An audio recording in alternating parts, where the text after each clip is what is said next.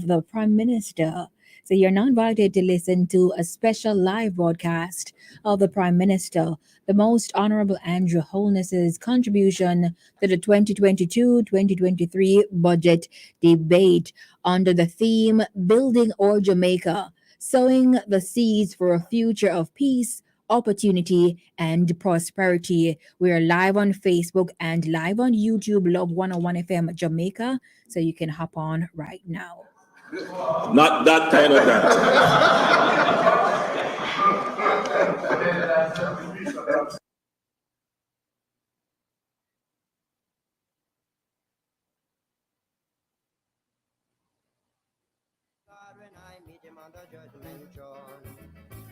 We having thy fair Entertainment district of sorts is one of the key pillars of the economy of the community. Before the pandemic, there was a dance for every day of the week, and there was vibrant nightlife. I'm told there still is.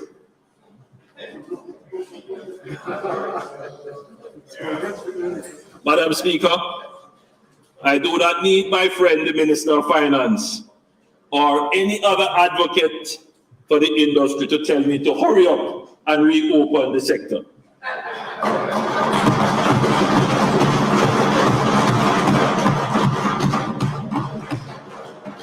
I appreciate that the entertainment industry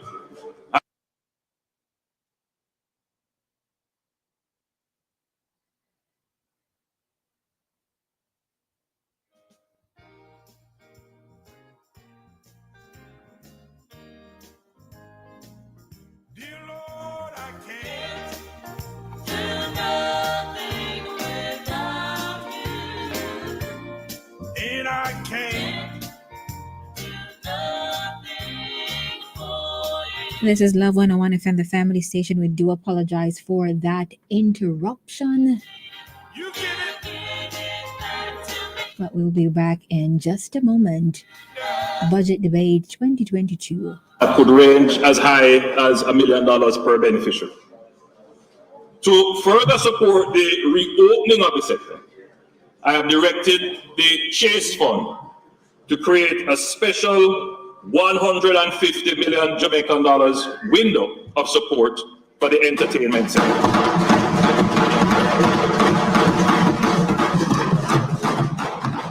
This will be used to help musicians, entertainers, theater production companies, and events. More details, including criteria for access, will be made available shortly.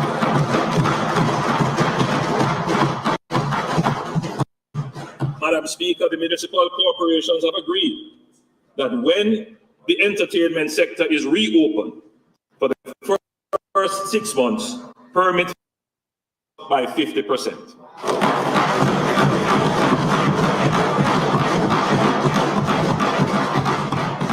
This will be particularly helpful to small promoters and events organizers. Madam Speaker, the government owns and operates some venues that are prime locations for events. Some of these venues are sensitive and some are critical revenue earners for these entities. Though we would like to make all these venues available at reduced rental cost or at no cost at all, this would not be practical or possible.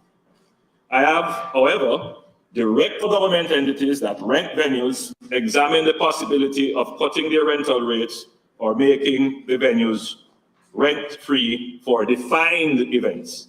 I will update the sector on this at a later stage.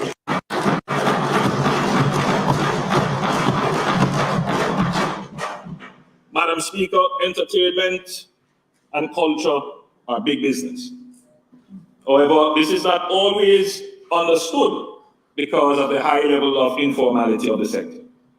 Not all promoters, production companies, producers, and creatives, Madam Speaker, are seeking grants. Some have viable products that could be financed on a commercial basis. What they lack is the institutional access to credit. Therefore, the Development Bank of Jamaica will establish a special entertainment restart loan facility totaling 500 million Jamaican.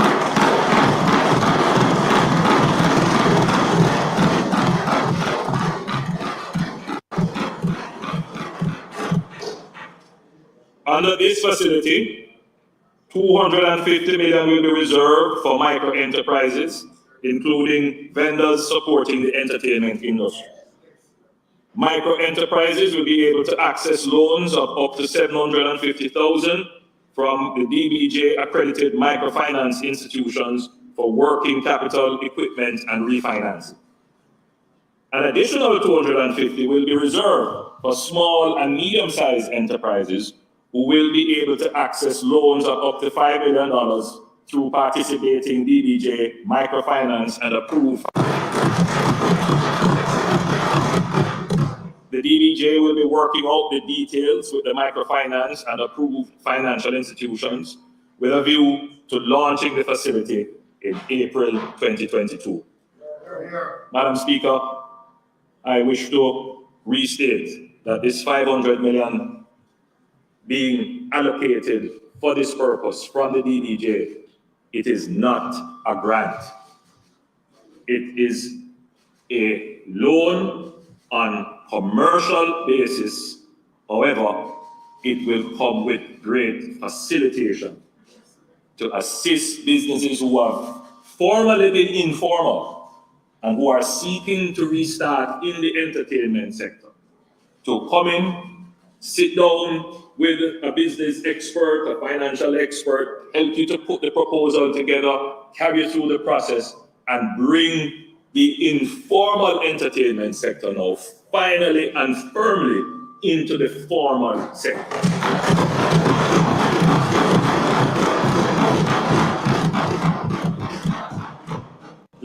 Last year, I asked the Ministry of Tourism to make a direct intervention in the supply of trained local entertainment talent for the sector. Madam Speaker, I visited, I was opening a hotel, and when I got there, I noticed that much of the talent for the entertainment was imported. So upon seeing that, I, in full flight in a speech, gave direction to the Minister of Tourism that there needs to be an intervention. Because, Madam Speaker, you can't, in this matter, simply blame the hotel. The hotel is a business. They need a product. They need a high-quality product, a diverse product, in order to satisfy their guests. We really have to blame ourselves, having so much talent, but no skill. We have the talent, but it is not skill. So, Madam Speaker, I asked the Minister of Tourism to make a direct intervention in the supply of trained local entertainment talent for the sector. I'm happy to announce that the Tourism Enhancement Fund has allocated $50 million to develop, design, and start construction of the Tourism Entertainment Academy on the Montego Bay Convention Center lands.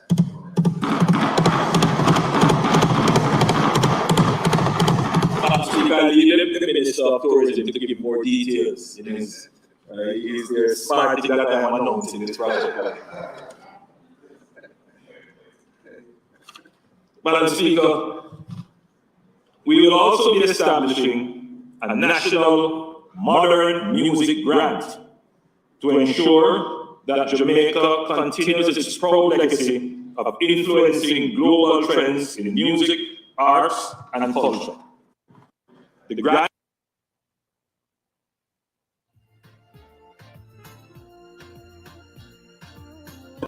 space from the music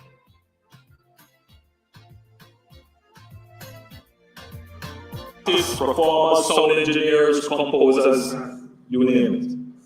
Madam Speaker, we are supporting the reopening of the entertainment sector, not just with talk, but with cash, access to credit, facilitation, and training.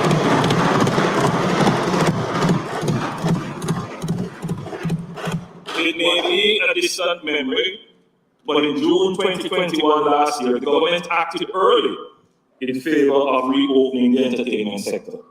Just as we were coming out of the second wave, only to strain that scuttled that process. Of course, there was blame all around and accusations of unfairness.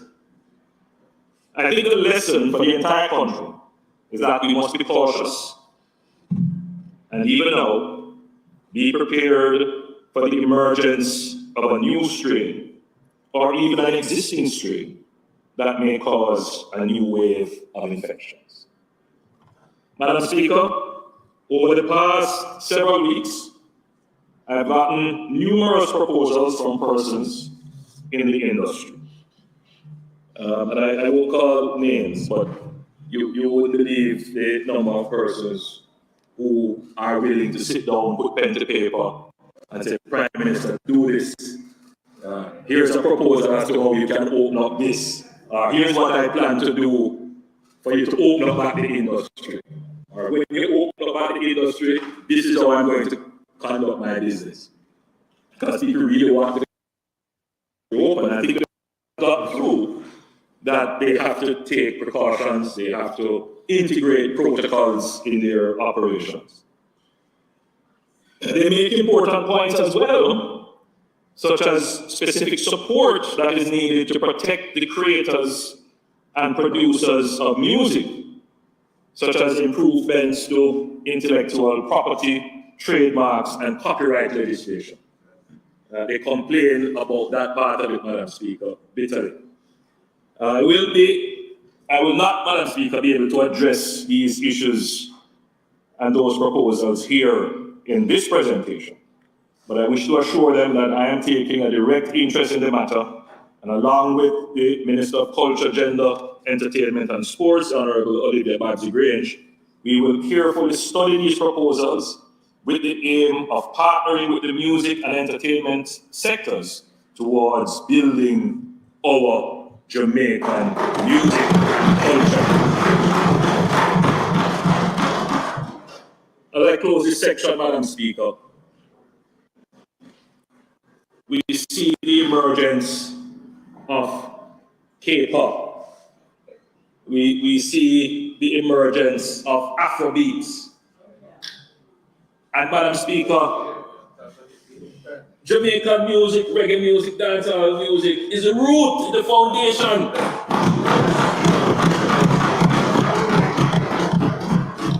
But what do they have over us, Madam Speaker? They take a strategic business approach to for what it is. It is culture, it is art, it's creativity, but it is also an intellectual property that can create wealth and profit and value. But we don't see it in that light. It's almost infradig to think of it that way. But we need to get past that and see business as well that can generate economic growth. So in our 60th year, Madam Speaker, I intend to spend some time on seeing how the government can develop institutions to support our culture and transform our culture into an economic entity.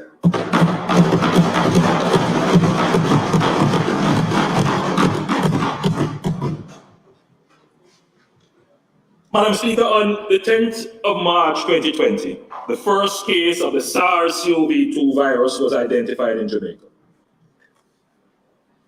On March 11, 2020, the WHO declared the public health emergency a pandemic. On March 13, 2020, the government invoked the Disaster Risk Management Act as a principal regulatory tool for managing this crisis. Madam Speaker, the pandemic was the worst health crisis in 100 years and has been by far the worst crisis faced by any administration in this country. It was the greatest test of strength and resilience as a nation, and we have done well.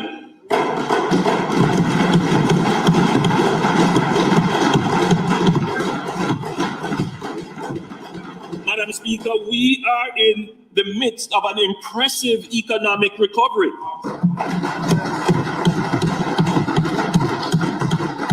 After a historic decline in 2020, the economy grew by 14.2% in the first quarter of the current financial year, the highest quarterly growth rate in Jamaica's history, and is projected to grow by 7 to 9% for the 2021-2022 fiscal year. Tourism has rebounded to near 70% of pre-pandemic levels. We had over 1.3 million stopover arrivals for January to December 2021. This did not happen by chance. It was a direct result of agility and collaboration between the Ministry of Tourism and the stakeholders in tourism. We're seeing a boom in construction activities with both commercial and residential real estate developments. After a decline in April to June 2020, the construction sector has recorded 6 consecutive quarters of growth. For the last 3 quarters, all sectors of the economy, with the exception of mining, have recorded significant growth. There has been a strong recovery, with unemployment in October 2021 being at a historic low of 7.1%. This is a record. Our debt to GDP ratio, which had increased from 94% in 2020 to 110% in March 2021, is coming back down and is projected to be at 96% at the end of March 2022. We have to give kudos to the Minister of Finance. Of 30 Latin American countries and Caribbean countries in the region, Jamaica ranks second in restoring the debt to GDP ratio to almost pre-COVID levels. Most of our peers have debt to GDP ratios that are still 10, 20, 30 multiples, and some even as high as 60 percentage points than their pre-COVID levels. The list goes on, Madam Speaker. And metric after metric, the data is clear. Jamaica is recovering stronger.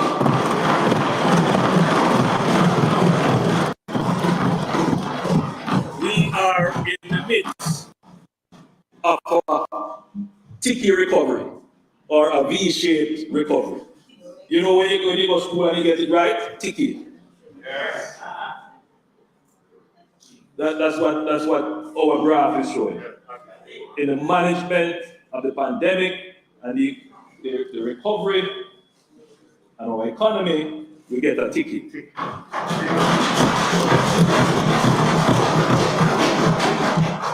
Our net international reserve stood at $3 billion as at February 28, 2022.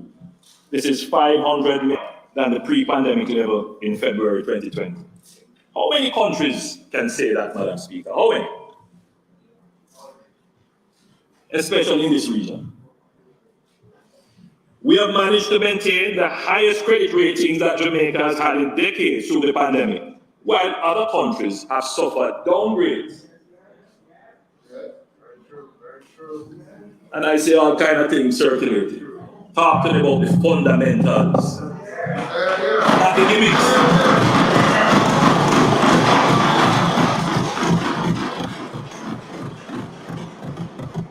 Our business and consumer confidence indices, while still below pre-pandemic levels, have increased. For the quarter ended December 2021, business confidence is at the highest level since the start of the pandemic and consumer confidence increased by 24% in the quarter.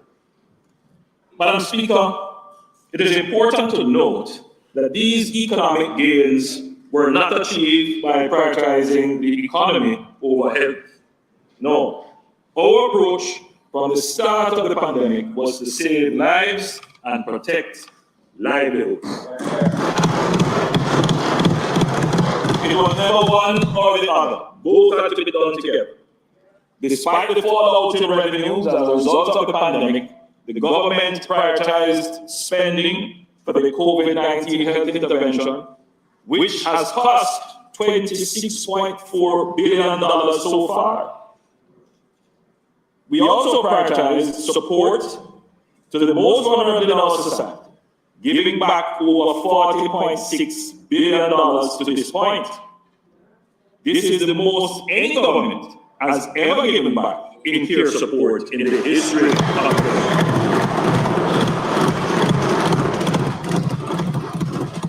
Madam Speaker, we never forget those we lost in the pandemic. However, as a testament to the management of the pandemic, our number of COVID-19 cases per million of the population is 46% below the world average, excluding India and China, and 69% below countries globally with a population size of 1 to 10 million. Our COVID-19 deaths per million of population is 13% below the world average, excluding India and China, and 23% below countries with a population of 1 to 10 million. We kept Jamaica safe from the worst effects of the virus.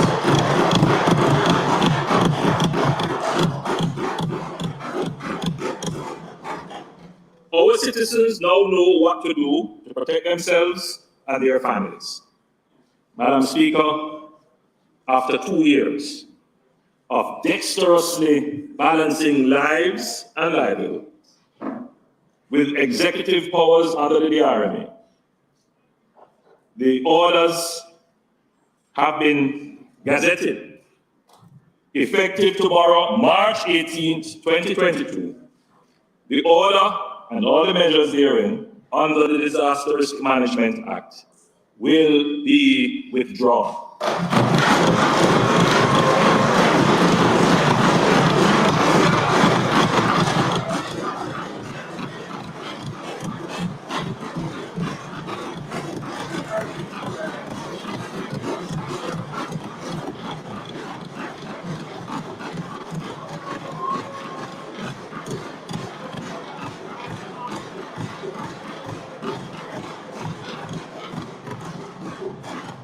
Madam Speaker,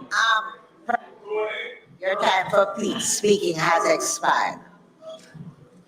Madam Speaker, I beg to move that the Prime Minister's time be extended sufficiently to allow him to complete his presentation. May it please you, Madam Speaker.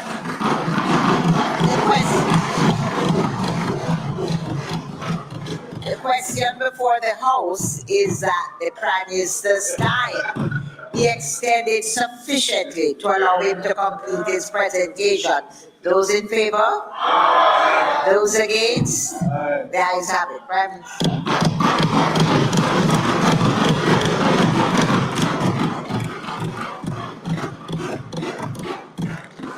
Madam Speaker, while we acknowledge that the pandemic is, thank you, Madam Speaker, and thank you, colleagues. While we acknowledge that the pandemic is not over, it must be mainstreamed into the general normal management of public health, safety, and public order.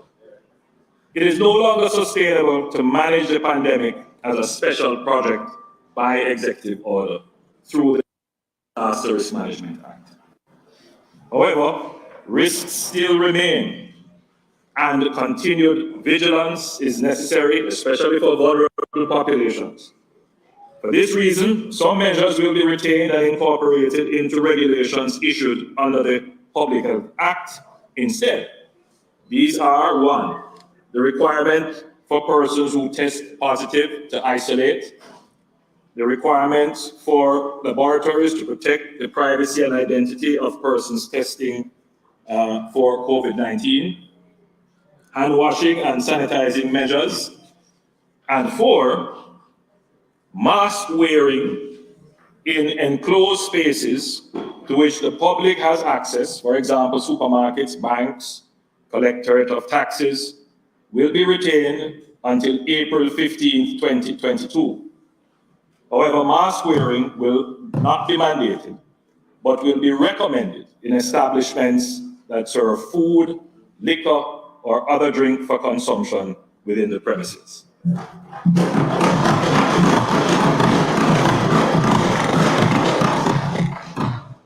Madam Speaker, regarding travel, we note that it is becoming more difficult and expensive for incoming travelers to obtain COVID-19 tests. We have decided to retain the requirement to obtain a pre-test within 3 days prior to travel until April 15, 2022, and then we will assess with a view to its removal. Maintaining physical distance will be highly recommended but no longer mandated. The general infection prevention and control protocols applicable to workplaces will but not mandated. Curfews will come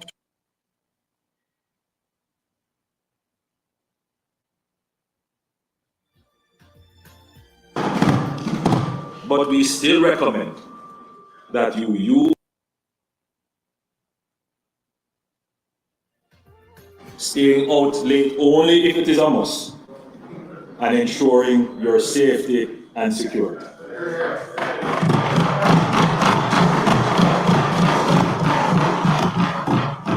The prohibition and entertainment will now be lifted. The prohibition on entertainment, Madam Speaker, will now be lifted as of tomorrow, March 18, 2020.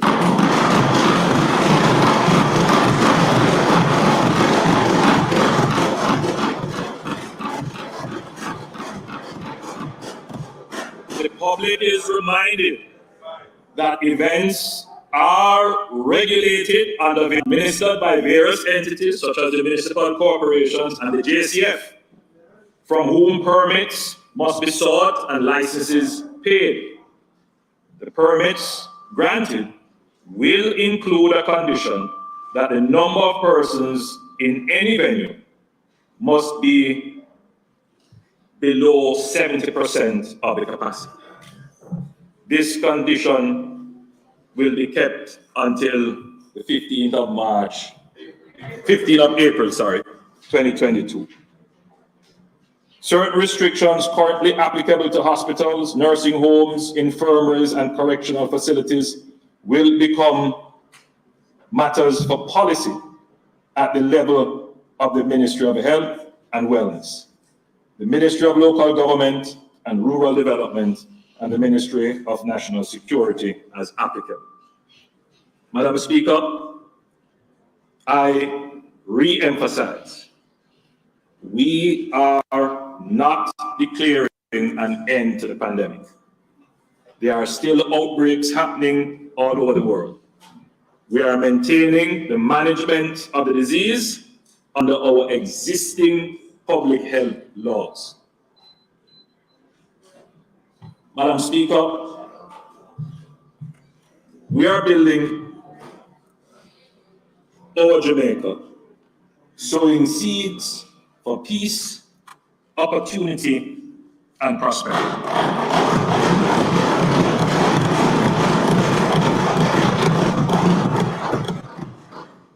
In the management of the pandemic, Madam Speaker, for me personally, and declaring an end to the DRNA is a personal relief for me. Because, Madam Speaker, because, Madam Speaker, in our democracy, it is not usual for there to be such an extended use of executive powers. And I was very reluctant in using it.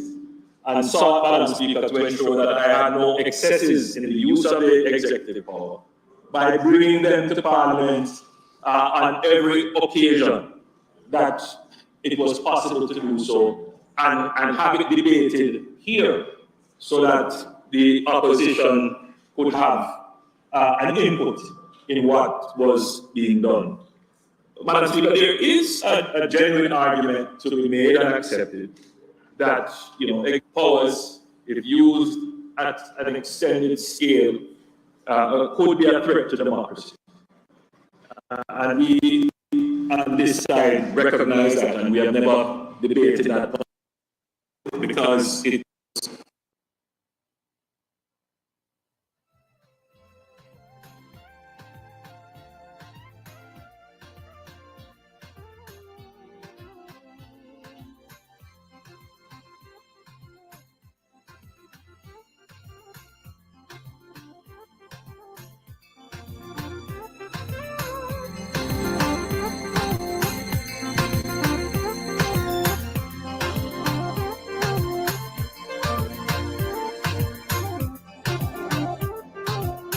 and I have seen recent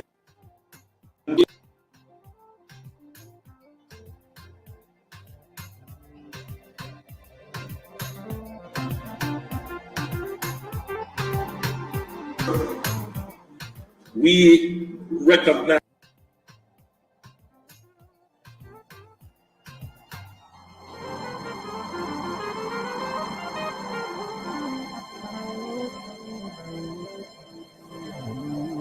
everyone. Same thing we have done for Parliament. Parliament must start at 2. And Madam Speaker, we have appointed a sergeant at arms. Her name is Minister Gray. She is the whip.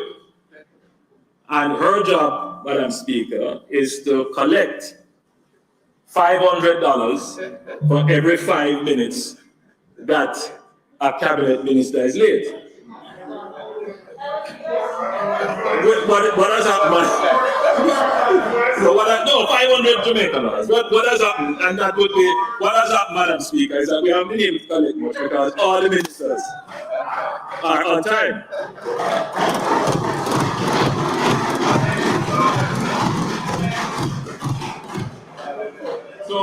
So Madam Speaker, I think we should be considering it for Parliament. But with what I saw yesterday, where some people were starstruck and forgot their senses, I believe they should be fined.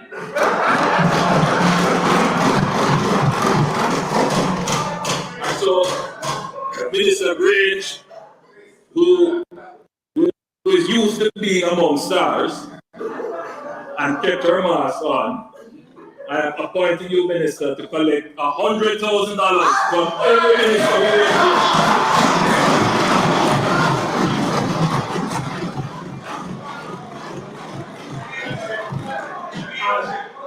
And Madam Speaker, make a donation to a worthy charity. Yes. Or to the defense of anyone who is so charged. Rename the pen.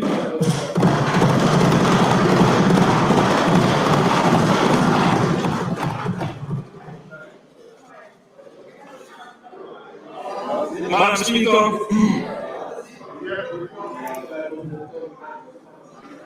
Madam Speaker, in our 60th year of independence, the greatest task before us as leaders is to chart a course for the country that secures a future of peace, opportunity, and prosperity for all Jamaicans. Over the past decade, through successive administrations, we have laid a robust, resilient, and sustainable macroeconomic foundation. This has been achieved through great sacrifice by the Jamaican people, and we must never take it for granted. But this is not an end in itself. It is the means to fulfilling the dreams and aspirations of the Jamaican people. The macroeconomic foundation is fertile on which we must now sow seeds for future peace, opportunity. Madam Speaker, my presentation today will be structured around 5 seeds: security, energy and environment, education and skills, development of infrastructure, social partnership, and unity. Security. Madam Speaker, since taking office in 2016, a safer, more secure Jamaica has been and continues to be a priority for this government. I envision a Jamaica where its people live in harmony, where life, nature, and property are respected, where our socio-emotional intelligence is such that violence is not used in social interaction. I want to see a Jamaica where the people can sleep with their windows and doors open, and I do not resile from that. It is an ambition that we should all have, rather than gleefully cheering where the situation seems overwhelming or unachievable. Madam Speaker, I am confident that in my lifetime, we will bring our murder rate down to the regional average, and we will remove the propensity to violence from our people. Madam Speaker, I have dedicated myself to this cause, and my resolve is still in this cause. Madam Speaker, no other Prime Minister has taken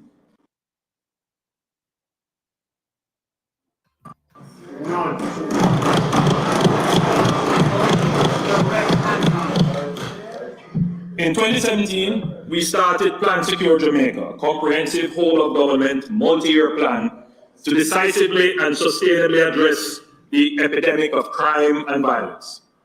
Madam Speaker, Plan Secure Jamaica comprises 6 strategic elements.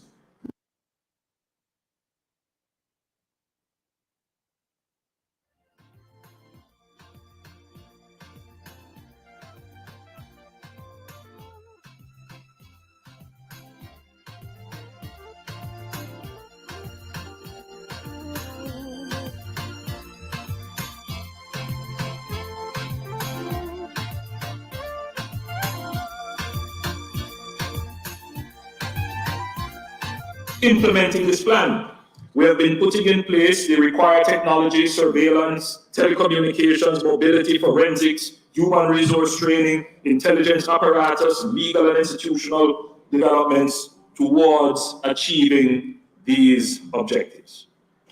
Recruitment and training to increase the size and capabilities of the JCF continues. And the JCF's 2021-2022 target of 1,200 new recruits will be met. This will be the highest number of members recruited in a single year. It is an unassailable fact that the investment in building our national security apparatus by this government is unprecedented. It is important for the country to understand that we are pushing or pursuing a long-term, multifaceted strategy that will result in sustainable reductions in crime and violence. This is not a quick fix. Under Plan Secure Jamaica, we have started to strengthen our national security architecture by increasing the level and intensity of cooperation between agencies in the security space to narrow the opportunities for crime and remove the profit from crime. Madam Speaker, the government has remained unwavering in its strategic focus and resolve to disrupt and dismantle criminal gangs, interdict guns and gunmen, and confiscate every illegal gun in Jamaica. The failure to take meaningful and targeted action against Jamaica's biggest threat, the illegal gun, by successive governments is having lasting consequences for us today. The government has adopted a multifaceted approach to the problem of illegal guns through guns and law enforcement efforts. The Firearms Prohibition, Restriction and Regulation Act has been tabled in this House and is now being reviewed by a joint select committee. It will introduce harsher penalties for offences connected with the illicit trade, manufacture, stockpiling, possession, profiling, and use of illegal guns.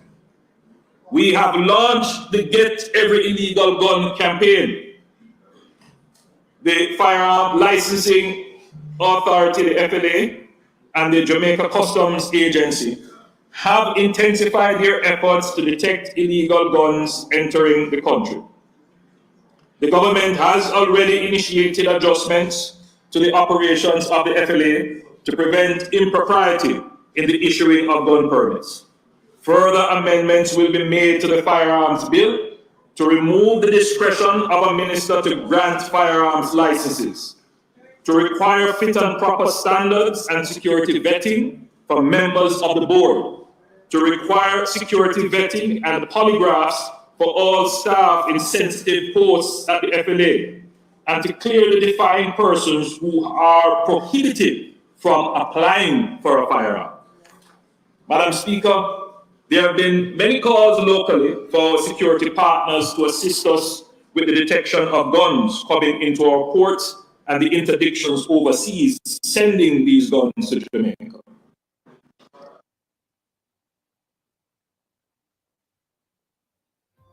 Scamming. However, from our side, we must show that we are serious. It cannot be that agents at our ports are complicit in facilitating the import and contraband, and nothing is done about it. It cannot be that get FLA and customs.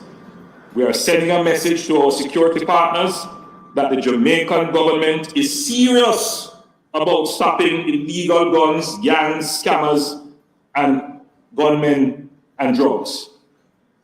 We will be seeking to intensify our cooperation with our security partners, particularly the United States, the United Kingdom, and Canada. I have a word for all those overseas sending back guns to Jamaica in barrels and TVs. Stop it! Stop it! We will find you and we will ask for your extradition back to Jamaica to serve time in a Jamaican prison.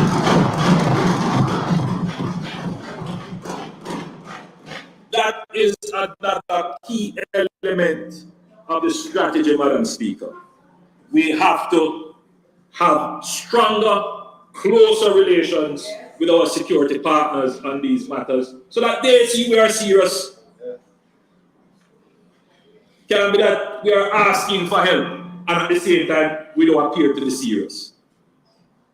Because if we tighten that security partnership, Madam Speaker, we can stem the flow of guns through our legal ports.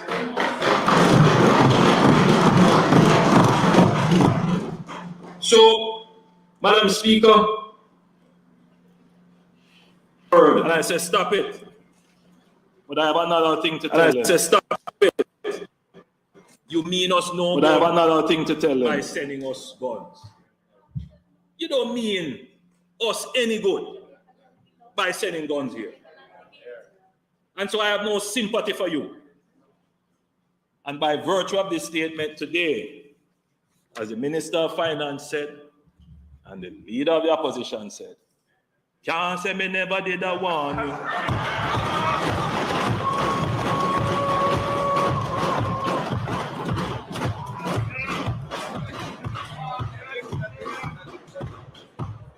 Recently, the recently launched JCF, JDF anti-gang task force has been operational, and their efforts so far have been reaping significant success. For the period January 1 to March 14, 2022, Jamaica recorded 967 major crimes, a reduction of 11%. This is the lowest incidence of major crimes since 2010. Murders are down by 5.2%. They are now at 292 compared to 308. At this point, Madam Speaker, shootings are down by 19%. There are now 222 shootings compared to 274.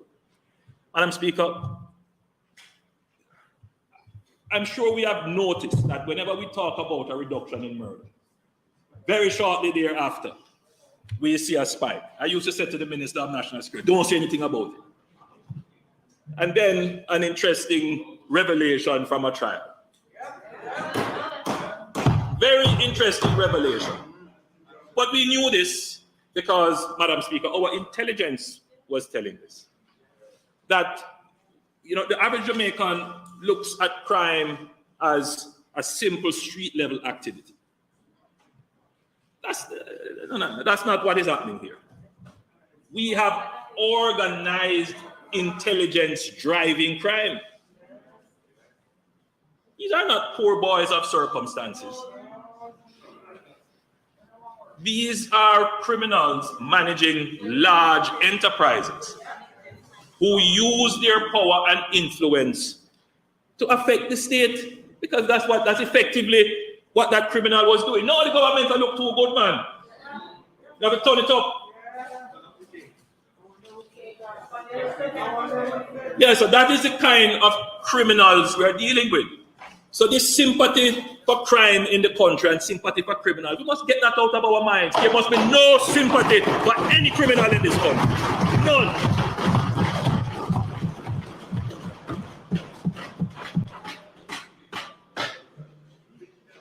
We have, Madam Speaker, 196 firearms have been seized, which to date might be even more, which represents an overall increase of 26% and a 100% increase in rifle seizures. The campaign is working. People are giving information. Madam Speaker, we have put $25 million from the FLA into the Get Every Illegal Gun campaign. That is, there was a misconception, a misperception rather, that we are trying to buy back guns. We're not buying back any guns. What we are buying is information. That's what we're doing. Madam Speaker, for the last 50 years, illegal guns have posed a challenge for Jamaica. 70 to 80% of all murders involve the use of an illegal gun. We must change the risk-benefit structure around illegal guns. Presently, the risk of owning an illegal gun is relatively low compared to the benefit that a gunman gets. With the new policies, laws, and capabilities coming into effect, the risk of being involved in any way with an illegal gun or a gunman will far outweigh the benefit claimed from having an illegal gun.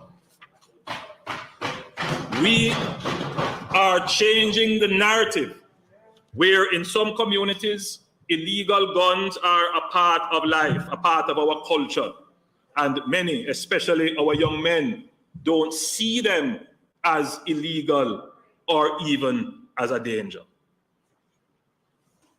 While some will choose education as their tool of empowerment and earning respect, some youth unfortunately choose the gun as their route to getting respect and money. We cannot ignore the social factors that have embedded this approach in the minds of our young people. But unfortunately, over the years, we as a society have excused the possession of an illegal gun as a means of correcting historical social inequities. We have even cast the illegal gun as an economic tool, a means of livelihood, eating of food. We have been ambivalent in denouncing the illegal gun. We have been sympathetic to those who present the argument that they possess an illegal gun for their self-defense. Yet we look with alarm and amazement that our murder rate is rising, that communities are captured by criminals while decent law-abiding citizens tremble in fear of teenage gangsters. We have set back for decades the acceptance, Madam Speaker, of the gun culture. And we have sat back and we have seen the gun culture taking over our youths and our communities. We cannot sit by any longer and see the gun take over our society.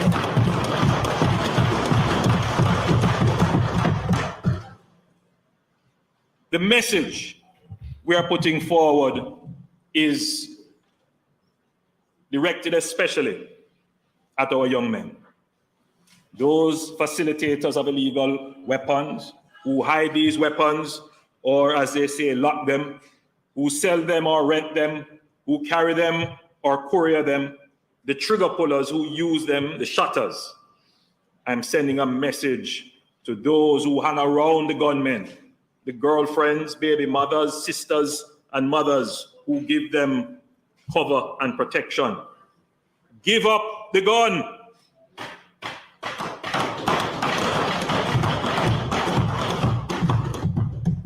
We would have seen the increase and sustained focus of the security forces so far. If you have an illegal gun, we will find it.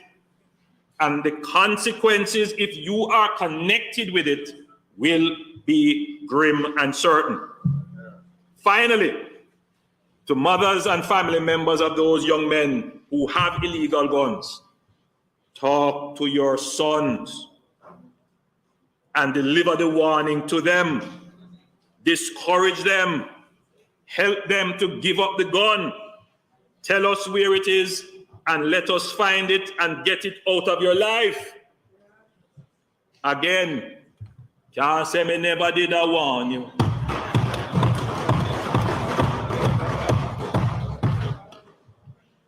Madam Speaker, the JDF continues to be critical to the security of Jamaica.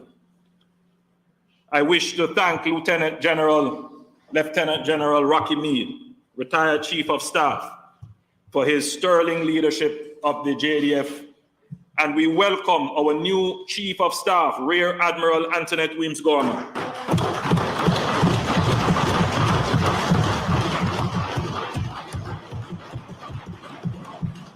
As part of Plan Secure Jamaica, we have been expanding the capabilities of the JDF in air, sea, land, and cyber domains. The JDF is also playing a key role in social intervention and community building through training and youth engagement. Madam Speaker, as part of the strategic plan to increase security in our land domain, and in response to the growing trend of criminals creating hideouts and camps in very remote and uninhabited areas from which they launch attacks on communities and then escape back into these areas, the JDF will be expanding its patrol, surveillance, and presence in our remote and inaccessible regions across Jamaica. Where feasible, permanent presence will be established, and this will assist not only in detecting criminals and illegal activities, but it will help with conservation of our natural resources in these areas.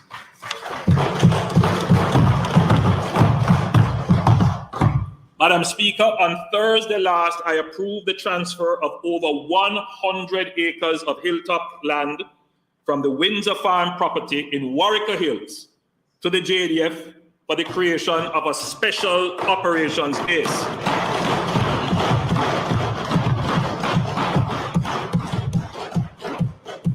This is a strategic location from which the JDF can take control of the mountain range and conduct a range of operations in support of the JCF and other national security goals.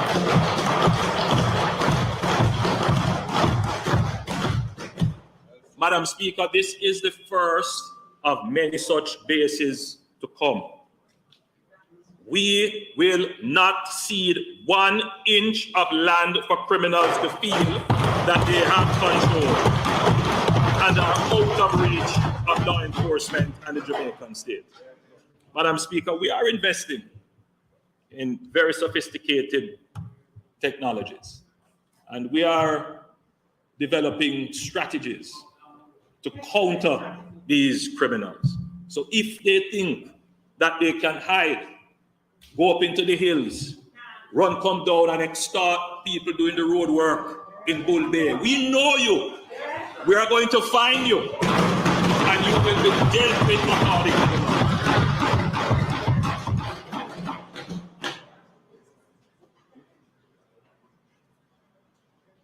Madam Speaker, too often our intelligence points to crimes being directed from prisons, including the ordering of murders. The phones and contraband do not walk into the prisons by themselves. As it stands now, our prisons are a national security risk. Last year, I tasked the Minister of National Security and the JDF to finalize designs for a high security prison and identify the lands where such prisons can be built. The plans are close to completion and the land has been located and secured. That is the case, Minister. We consider this a matter of great urgency to be expedited, Minister of Finance, through the public investment process. If we can do it this year, we will find the money somewhere to do it. If we can go through the public investment process quickly. But that is a national security risk. I know the member from South St. Catherine has been talking about that for a long time. But now is the time, Madam Speaker. However, Madam Speaker, regardless of how thick we make the walls, the number of cameras we install, and how far we locate the prison, if there is collusion between guards and prisoners, phones and other contraband will get in and messages and instructions will get out. It is precisely why the government amended the Corrections Act in December 2021, adding criminal sanctions to those who facilitate and benefit from the trading in contraband. To note, Madam Speaker, the first charges have been laid and a matter related to contraband is now before the courts. The JCF and the Department of Correctional Services will continue to tighten the screws on those who seek to continue their criminal enterprise behind bars. Despite this important step, there has to be a total rethink of the correctional services to guarantee the integrity of the service. The National Security Council will be considering further reforms in this regard to ensure that criminal masterminds and gang leaders cannot continue to conduct their criminal enterprise and direct murder from prison.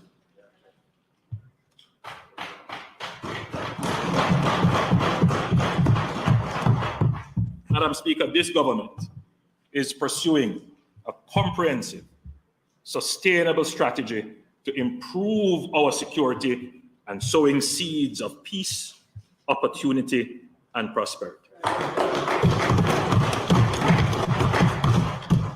Madam Speaker, just for note, we would have seen a far quicker reduction in the murder rate were we able to achieve agreement on the use of the SOEs, state of public.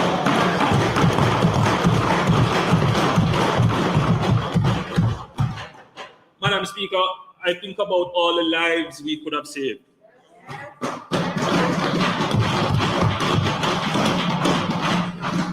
There is a false argument being marketed by people who lack sympathy, understanding, and compassion for families who are suffering from crime, that SOEs do not work.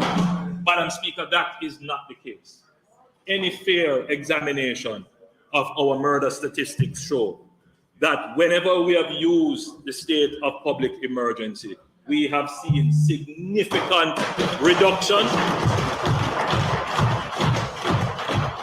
And Madam Speaker, once they are in place, they continue to suppress. We have all agreed, and we don't debate the point, that SOEs are not an excuse for regular policing.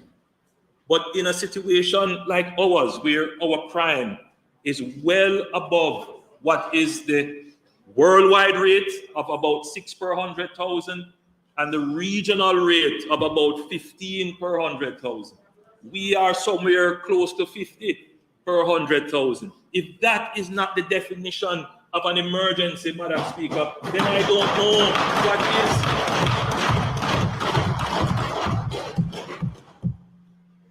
But as I say, Madam Speaker, it is what it is.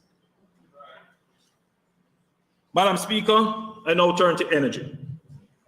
Just as the world seems to be getting over the worst of the pandemic, the war in the Ukraine has further disrupted already fragile global supply chains and worsened high inflation levels through spikes in global commodity prices, particularly the price of oil and gas, casting a shadow over global economic confidence. Just at the moment, optimism about the post-pandemic recovery was beginning to take hold. This geopolitical crisis, thousands of miles away, is of macro-critical importance for Jamaica. The cost of energy is now a fiscal risk and likely to become our most significant growth impediment. The cost of imported crude and refined oil products in 2021 was over $1 billion, an increase of 77% relative to 2020. The increase in the volume of imports between 2020 and 2021 was approximately 13%. The current levels of global prices are 40 to 50 times higher than the average levels prevailing in 2021. So, Madam Speaker, we increased our volumes by 13%, but the cost increased by 77%. And that just showed you what was happening to the price of oil. Madam Speaker, this illustrates the extent of oil price volatility and our vulnerability to its vagaries. Volatile oil prices immediately have an effect on the transport sector and on the cost of electricity. This then ripples through all segments of the economy, affecting inflation and impacting our balance of payments and therefore the exchange rate. We have been monitoring the world prices and we have been seeing some recent corrections in the spike. Price went up a bit today. We expect that this general downward settling will continue as the markets adjust. However, prices are likely to remain high, and in the long term, the fundamental volatility will continue. The fiscal response to uncertainty and volatility is to build buffers to absorb shocks. This means being disciplined with revenues and targeting expenditure to the people who are hardest hit and least able to withstand adverse prices. There are calls from certain quarters to give up revenues, while at the same time calling for increased expenditure.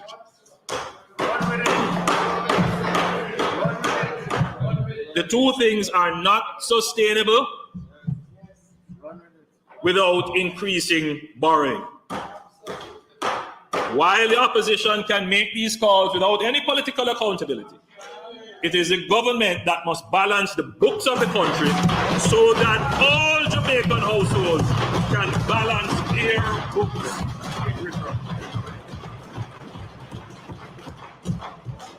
Madam Speaker, Jamaica has been through its period of populist economics and reckless fiscal management. It has landed us in high debt and made us unable to respond to crises without incurring further debt. It was not too long ago that the Jamaican people would tune in to these budget debates with great fear and trepidation that there would be an increase in tax rates or the introduction of new taxes. No, Madam Speaker, the only controversial thing coming out of the Finance Minister's budget presentation is whether or not it was Keisha or Kelisha.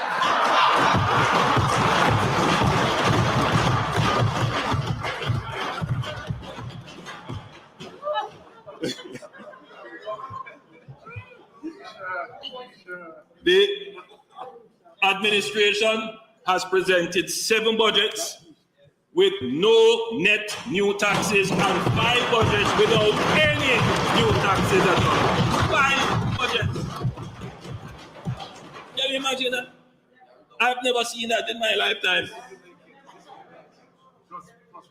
In addition, we have removed taxes such as the minimum business tax and income tax for persons earning less than 1.5 million.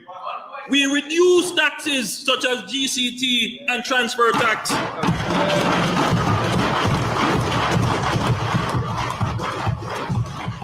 I am sure every Jamaican is quite appreciative of the fact that in the midst of the economic fallout from the pandemic, which was the worst global crisis in 100 years, and now exacerbated by oil price increases, factors outside of our control, our government can come to the people and say, no new taxes.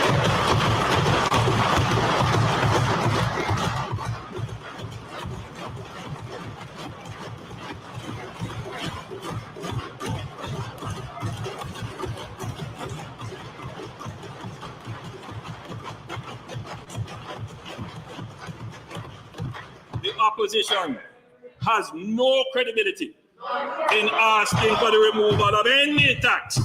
The last PNP administration raised taxes every year on the Jamaican people.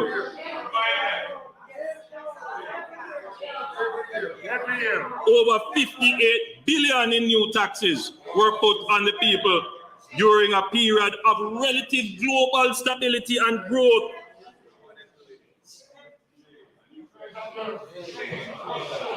Madam Speaker, we cannot go back there.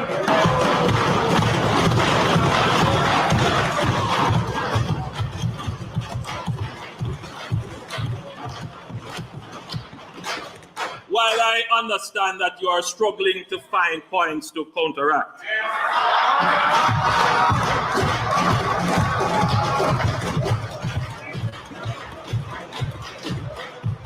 I urge the opposition to remain true to the national social consensus around fiscal discipline, which they helped to build,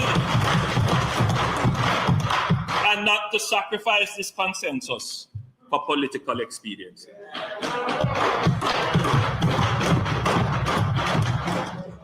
Madam Speaker, the evidence shows that when it is practical to do so, and at the first opportunity, the posture and intent of this administration is always to reduce tax burden on the people.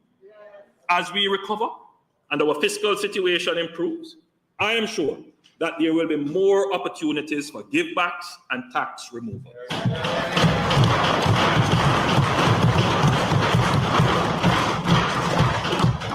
Notwithstanding, we are deeply concerned about the human suffering and economic hardship caused on vulnerable Jamaicans by general worldwide inflation, and specifically the cost of food and energy. We have reserved resources in the budget for targeted support to the most vulnerable households and sectors. We have demonstrated that we are able to administer targeted care packages and programs with great efficiency and effectiveness. This is a far better way of using scarce resources to show care.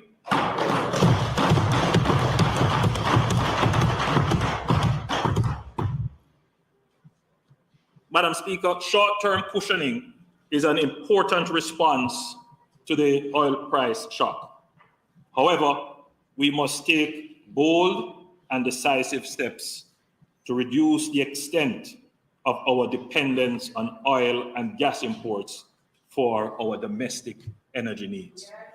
Before I go on to those steps, Madam Speaker, I think I need to make a point, and the Minister of Finance will probably reinforce that. It is always amazing to me, Madam Speaker, that the opposition calls all the time, calls out the inequality in our society. And by any measure, Jamaica is one of the most unequal countries, certainly in terms of income distribution in the region. But in the region, in Caribbean.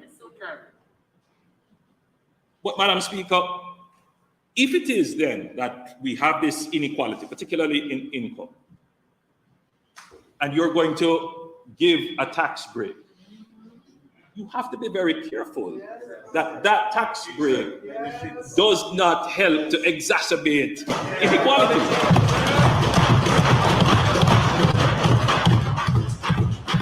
We will always hear calls, take the tax off the tablet, take the tax off the gas. Look, if you did that, the social welfare benefit, right, the welfare effect of that, you couldn't guarantee that it would have the highest impact on the persons who need it the most. Right? In fact, what would happen, it would probably accrue mostly to those who can afford it. So we're very careful about that. And we hear the calls all the time. But Madam Speaker, it is our job to understand the economics. Other people can talk, but we have to understand. Our policy.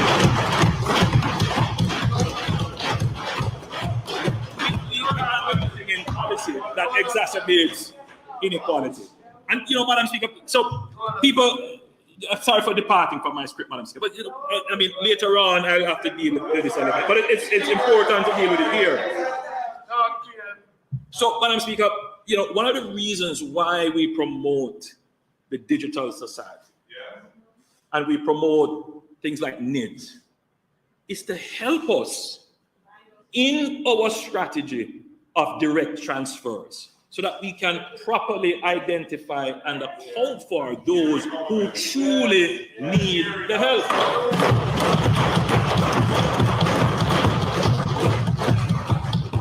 Madam Speaker, we have to maintain things on the revenue side. And once you have the revenue secure and protected, then you can make a decision as to how you will spend it. Now, your spending strategy can be sharpened if you have proper systems of identifying beneficiaries, because then you can spend directly on beneficiaries who need it. And it is in that way that you reduce inequality.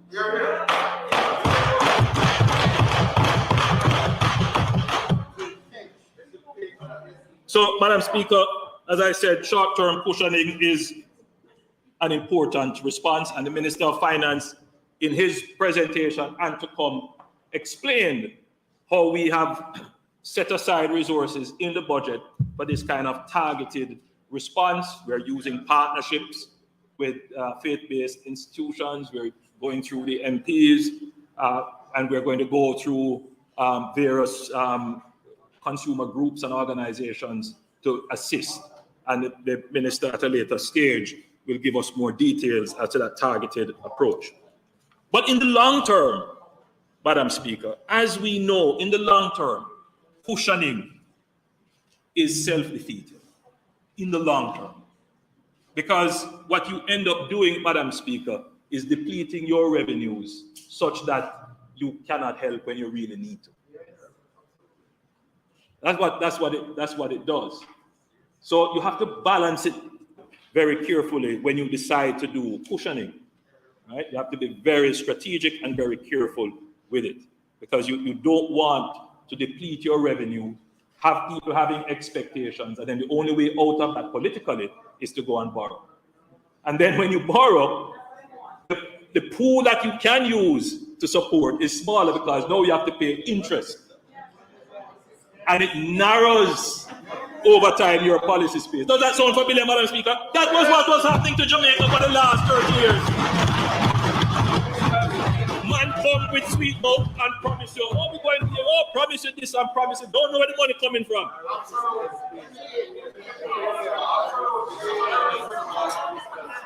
So, Madam Speaker, it's very frustrating. I must tell you, Madam Speaker, it's very, very frustrating listening to the level of public debate and commentary on these issues, because the people don't take the time to truly understand what are the challenges that we face. This is Love 101 FM, the family station, and you have been listening to a special live broadcast of the Prime Minister, the Most Honourable Andrew Holness's contribution to the 2022-2023 budget debate. And he mentioned that effective March 18, 2022, that's tomorrow, measures withdrawn, the order and measures therein under the Disaster Risk Management Act will be withdrawn. Also, a prohibition on events will be lifted. So permits granted will include a condition that the number of persons in a venue be below 70% of capacity. So that's lifted, and that will also be effective on the 18th, that's tomorrow. Also, mask wearing. Mask wearing is no longer mandated, but it is highly recommended. We'll take a quick break and we'll be back. This is Love 101 FM, the family station. When me and my brethren did fall out, our restorative justice bring me back together. My sister and I hadn't spoken in years, but restorative justice healed us. Mommy and Daddy used to argue almost every day. Then restorative justice restores the peace. The Ministry of Justice has 18 restorative justice centers island-wide, so if you're in a cascas, now take justice in your own hand and end up in a trouble. Call the Restorative Justice Program at 876-908-5527 or email restorative.justice@moj.gov.jm. Blue side, more vibe, let's flow. Data from the mobile apps and where you know, yeah. Flow is the way you gotta go, yeah. Face it, grab it, tweet it, snap it, tune it, or WhatsApp it. You got it? No, Spotify and the rhythm of your life. TikTok to the world that we are enjoying. Flow is the way to go. Flow turns up the app. Now your unlimited talk and social plan comes with data for all the apps you really want, including TikTok and Spotify. Get a 7-day plan for only $725. Dial *129*6 to activate. Conditions apply. The following is a message from the Ministry of Tourism. Without a doubt, tourism is Jamaica's #1 industry, and our dedicated workers are its greatest asset. Jamaica would not be the heartbeat of the world without you. As the industry rebounds from the impact of COVID-19 pandemic, we truly need all hands on deck, yours included. Vaccination holds the hope for tourism's full recovery. In addition to COVID-19 protocols, it is the only comprehensive way to fight the pandemic and save lives. I am therefore urging every worker in the tourism and hospitality industry, in all the subsectors, including accommodation, attraction, entertainment, transportation, and craft, to do your part and get vaccinated. Do it for yourself, your family, your workplace, and your community. Do it for Jamaica, land we love. Stay safe. Get vaccinated. The preceding message was brought to you by the Ministry of Tourism. Talk and stream all day when you activate any Prime Brata bundle for as low as $175. Enjoy local minutes to stay in touch with friends and family on the go or your yard. Yeah, you dial *147 from your Digicel phone or activate in the My Digicel app. Digicel, made in Jamaica.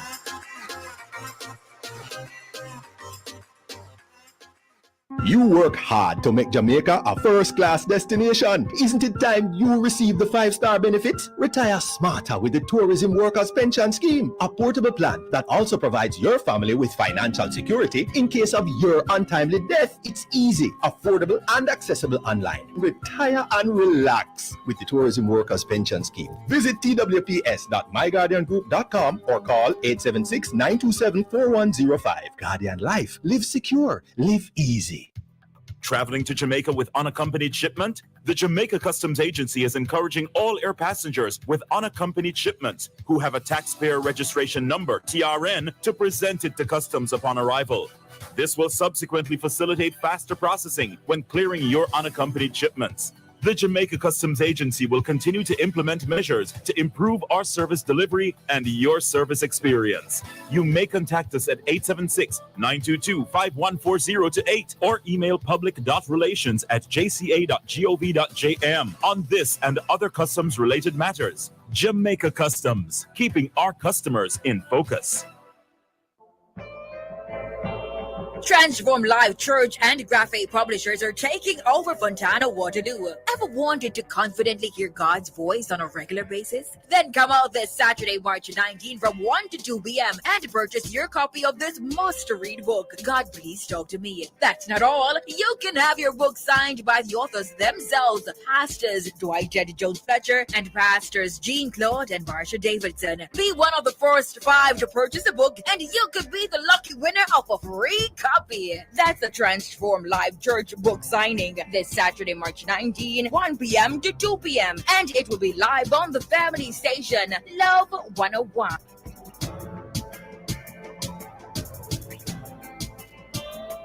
This is Love 101 FM, the family station. We now return to a special live broadcast of the Prime Minister, the Most Honourable Andrew Holness's contribution to the 2022-2023 budget debate.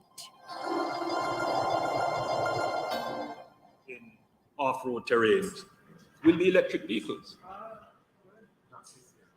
Once the policy is implemented, the minister has already given some incentives towards people who want to purchase electric vehicles. So we are starting on that path. But Madam Speaker, let me tell you, I am committed. You know, it's not often that you exist at a time in life when you are seeing such rapid transition in technology. Who would have thought 10 years ago that the internal combustion engine for vehicles would become obsolete? Madam Speaker, we must never let it be the case, as I've said, that the rest of the world dumps their cars on Jamaica and we are still saddled with them while the rest of the world is advancing, right? We must take the decisions that we are going to be on the cutting edge as well.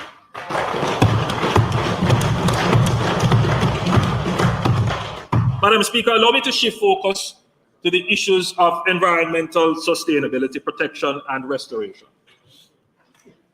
I have said previously and will reiterate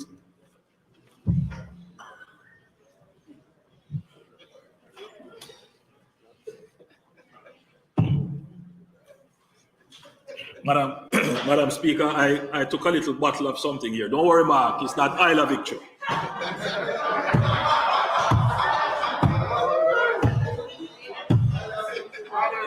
No, Madam Speaker, it's our good old honey and lime from Benjamin's, one of our local manufacturers.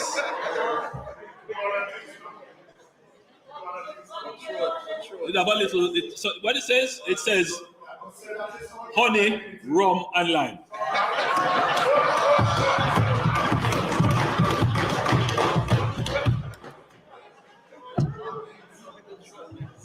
It's medicinal.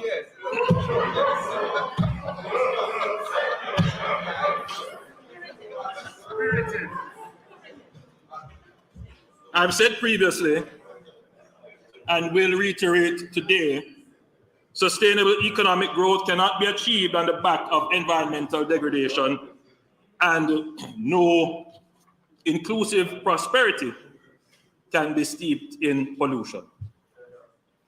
Madam Speaker, there has been a concerted attempt by many with political motives to spread misinformation regarding the environment and climate change work that my administration has undertaken both locally and internationally.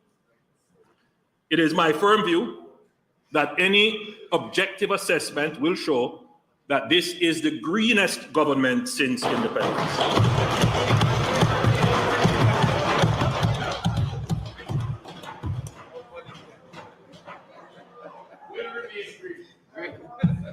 Madam Speaker,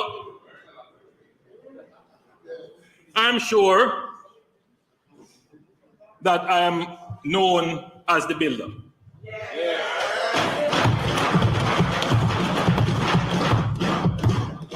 I come from the school of putting one block on top of the other and creating great things.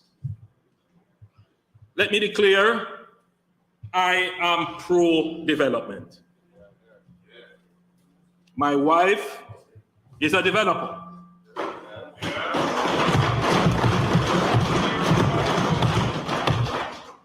And I have interest by way of land development agreement in development.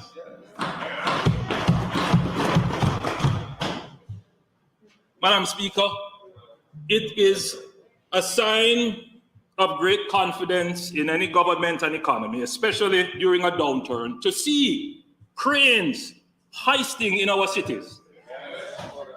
It represents renewal and modernity. We must be careful not to stifle this very transformational force for our economic development. However, Madam Speaker, I am a man of order, and I believe in orderly development.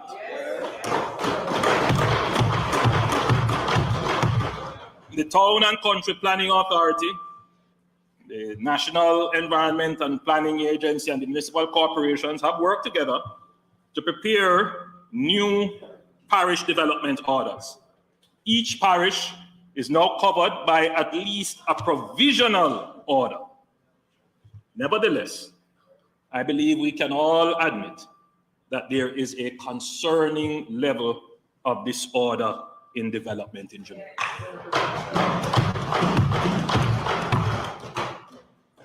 If the transformation of our skyline, business districts, and residential communities is to be sustainable and aesthetically pleasing, then it cannot be done in a disorderly way.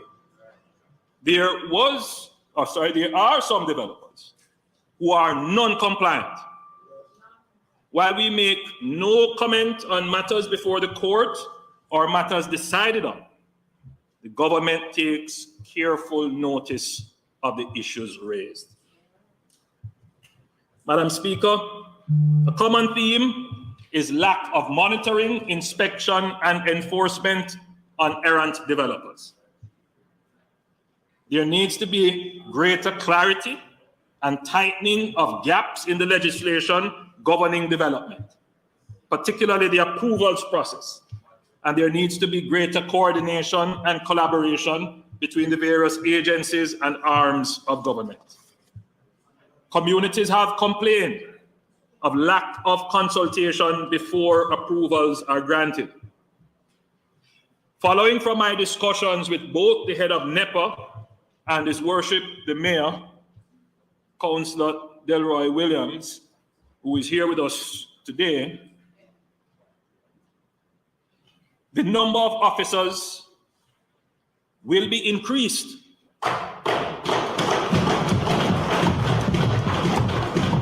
for monitoring and supervision of development.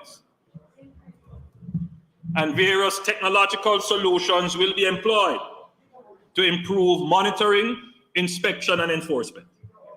Aside from the improving of coordination among the various development and regulatory agencies, the Town and Country Act needs some upgrading. The Town and Country Act was put in place in 1957. Yes. So I've asked both the head of NEPA and the other stakeholders that the process of reviewing the act should begin, and we need to do it quickly and move through with recommendations for its amendment quickly.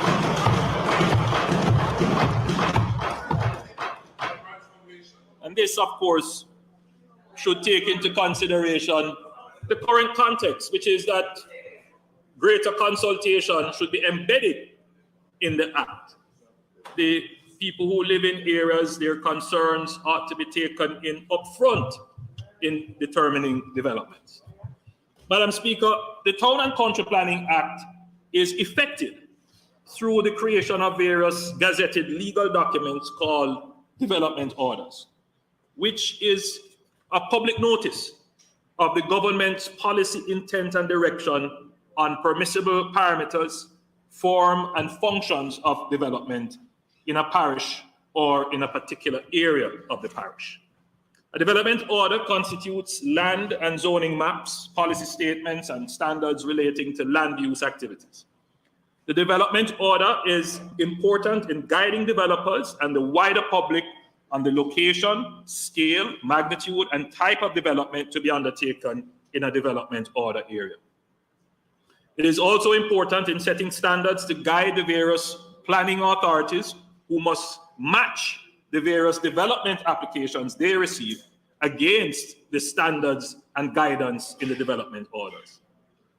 It is therefore of utmost importance that the development orders are clear, concise, reasonable, and practical to avoid confusion and vagaries in the application of discretion in the approval process, or the creation of loopholes which can be exploited against the policy intent. Madam Speaker, the issue affecting the various stakeholders in the development space are constantly changing from area to area and changing in their nature as developers seek new opportunities and become more innovative and enterprising. If the development orders do not adequately address the issues, a contentious social mood can emerge against development, and we're seeing that to be the case now. So it is important that the development order is a product of wide consultation and is current in capturing and balancing the concerns of all stakeholders. The development order for Kingston and St. Andrew is provisional. It's not final. And it can be changed. And the challenge with it, Madam Speaker, is that it was done in 2017. So much has happened since then. So I've asked the various agencies involved to ensure that the development order is current in addressing the various concerns so that it can be finalized and confirmed by mid-year. That's the target. Madam Speaker, while there is great energy in the private development space, there appears to be very little appetite for developments in urban spaces in downtown Kingston or Lower St. Andrew. I'm not going to call any community names because, you know, the stigmatization, we want to avoid that. So far, the development has been concentrated in and around New Kingston and Upper St. Andrew. This is creating housing for a certain price point and income level, but it is not addressing the great need for affordable housing within the city. The transformation that private development brings, therefore, can exacerbate the inequalities and feelings of alienation in the society. Madam Speaker, looking through a developer's lens, there are excellent opportunities for development in areas like Central Kingston, East Kingston, Southeast, St. Andrew, Northeast, Northwest, and Northeast, to name a few areas. The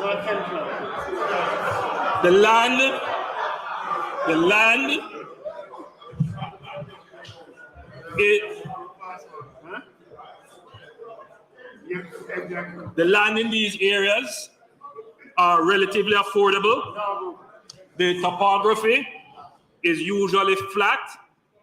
Basic infrastructure exists or is in close proximity. And the lands are close to economic centers with established transportation. This by itself would be a developer's dream. However, putting on the financial and economic lens, there are several impediments and risks to private capital that prevent its deployment in those areas. Some of these are known to us. Security immediately comes to mind. The fragmentation of land in these areas and the uncertainty of ownership is also a major impediment. If a developer is going to deploy capital in a project with low margins, then scale becomes important in securing returns. The lot sizes available for scale do not readily exist. And while there may be lots available, those lots would not be contiguous. We would want to be able to organize the redevelopment of an entire street or an entire block at once. And then this is how you could get infilling.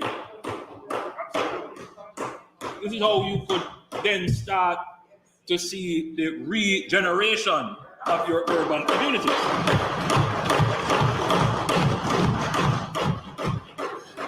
The challenge would be to locate the owners and coordinate their interests to sell at the same time. This is often an impossibility and can be long and unwieldy. Madam Speaker, under the Urban Renewal Tax Relief Act, the government has a very useful tax incentive program, which is administered by the Urban Development Corporation, where certain areas of Kingston and St. Andrew are zoned for tax relief and other incentives if private entities pursue developments within those areas. They would be able to benefit from this incentive programs. They get all kinds of relief. Very few, if any, have applied for the relief. Very few. In a recent article in the Sunday Observer on June 27, 2021, a developer explained some of the reasons why developers were hesitant to take up the incentives. Chief among his concern was the bureaucracy surrounding the program and the complications and potential delays which could affect profitability of a low-margin development. Madam Speaker, there is clearly a need for a more coordinated and strategic approach to stimulating and attracting private capital in areas in need of urban development. It can't be, Madam Speaker, that all the investment is going uptown. And as it goes uptown, we end up in social conflict. So, Madam Speaker, in addition, so we have to do something proactive and instrumental to help guide what is really a market failure. That's what we have to do. So in addition to tax incentives, which, you know, very important point, because the minister and myself on Sunday, we were debating the point. We were brainstorming the point, and we were toying with, you know, what could we do? Further incentives, what, you know? And then when you really examine the problem, the problem is not wholly and solely a financial problem. It is also a regulatory problem. That's at the core of it. So we're going to treat with the regulatory issue. So in addition to tax incentives, government has additional tools in the Housing Act. And not many people know of this act. Leader of the opposition, you're an attorney, you would know this one. The Local Improvement Community Amenities Act, 1977. Very powerful piece of legislation. But we haven't really used it. So we're going to pull the two acts together and we're going to use them. Well, when we used it recently in Minister Samuda's constituency. Right? So we're going to use them. And government, for the first time in decades, there's also another very powerful tool, aside from the legislation. Very powerful tool. A fiscal tool, but very powerful. Not tax reduction. But for the first time in decades, government has a clear pathway for capital expenditure. Absolutely. Yeah. We have a clear pathway for capital expenditure that we can program capital expenditure to target areas in which we are trying to stimulate the renewal. So, Madam Speaker, the government will therefore revisit the zoned areas under the tax incentive program for urban renewal with a view to including certain selected areas which are not now covered but aligned and in proximity to the government's capital expenditure program to improve infrastructure.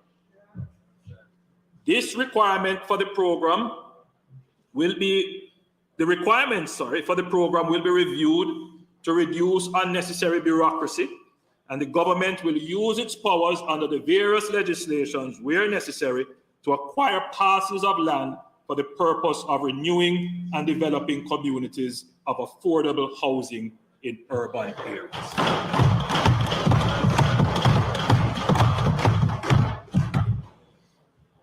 So, Madam Speaker, we are retaining on the tax side the fiscal incentive. We're going to direct on the expenditure side our capital spending, and we're going to use the regulatory powers to drive the renewal of our urban communities.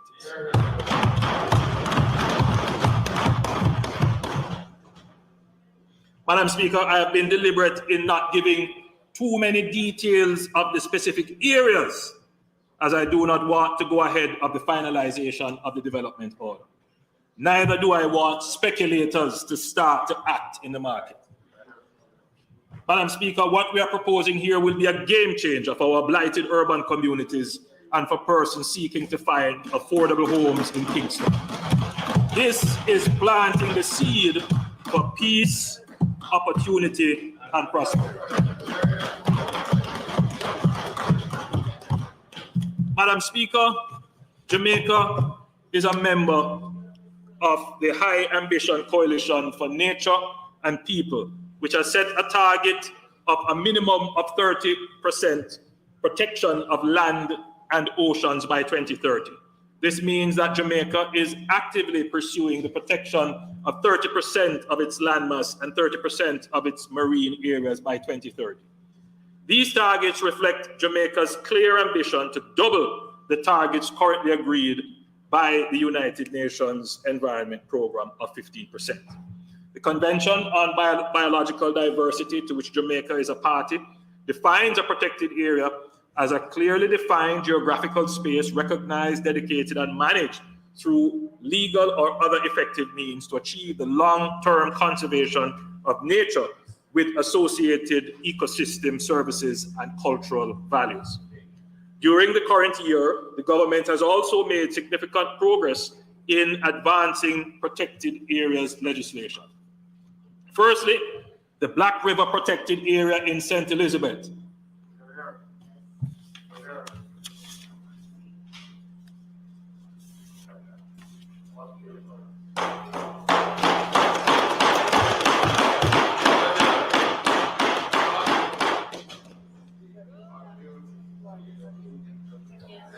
This designation of the Black River Protected Area will preserve the natural and cultural heritage of the area, including the swamp forests, mangroves, beaches, seagrass, and coral reefs.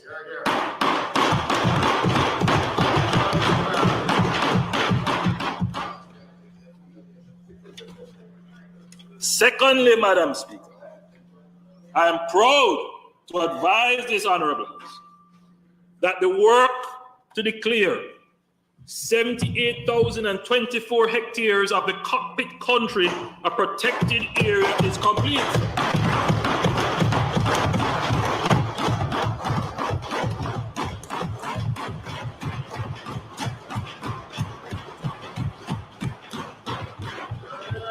Again in my hand is the gazetted order under the NRCA Act, which provides binding legal protection to the area displayed on the map.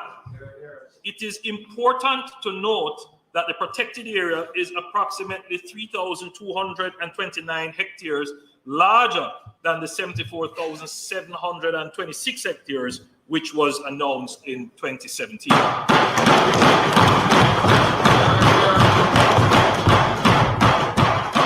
Madam Speaker, the Cockpit Country Protected Area is the island's largest terrestrial protected area, and overall the second largest protected area after the Portland Bight Protected Area, which spans 187,650 hectares of both terrestrial and marine areas. To facilitate an accurate definition of the boundary of the Cockpit Country Protected Area, a ground truthing exercise was undertaken. This activity commenced in July 2018 and was completed in December 2021, completed rather in December 2021. In undertaking this exercise, the department surveyed and installed georeferenced permanent markers along 77% of the boundary and used outstanding topographical features to delimit the remaining 23. Let me say on this, Madam Speaker, we have had reports of persons disturbing the markers which were used to define the area. I am not going to say anything else other than we will be strict in prosecuting persons who do this.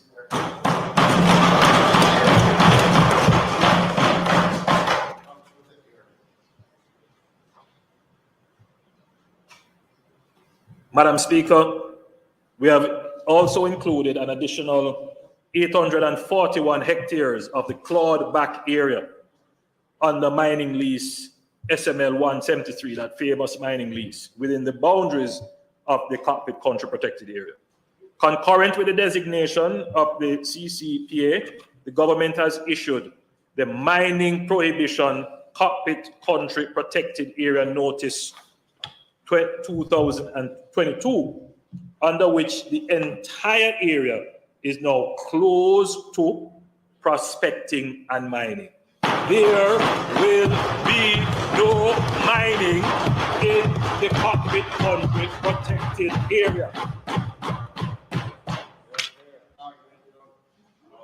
You know what? Let me not go on you.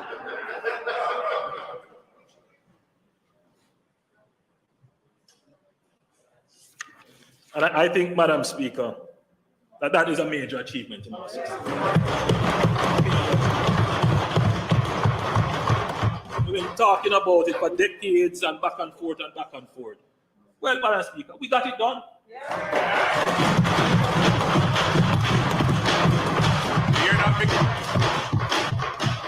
Madam Speaker, there is more to come. In the upcoming financial year, we will move forward with the protection of the Pedro Keys and the surrounding waters. The work in this area is far advanced, and we will protect 82,200 hectares of land and marine area. In addition to this, Madam Speaker, the government will move to create a designation under the NRCA Act for ecologically sensitive areas. This will provide a greater level of protection for areas with particular environmental sensitivities. The government has already identified 16 such areas, 9 of which will be in the coastal zone. the Great Bay area in southwest St. Elizabeth, and the Dry Harbor area in St. Anne are on the list for protection.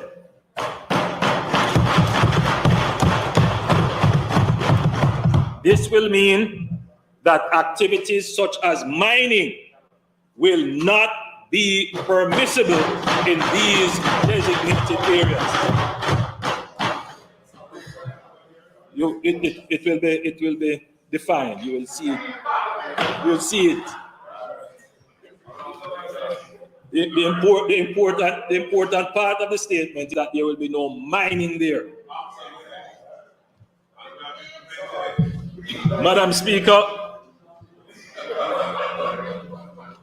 the addition of the CCPA and the completion of the new designations we will be well on our way to meeting the target of 30% of land and marine areas under protection by 2030. That, Madam Speaker, is a big achievement. Madam Speaker, this government is protecting Jamaica's environment for future generations and sowing the seeds for peace, opportunity, and prosperity.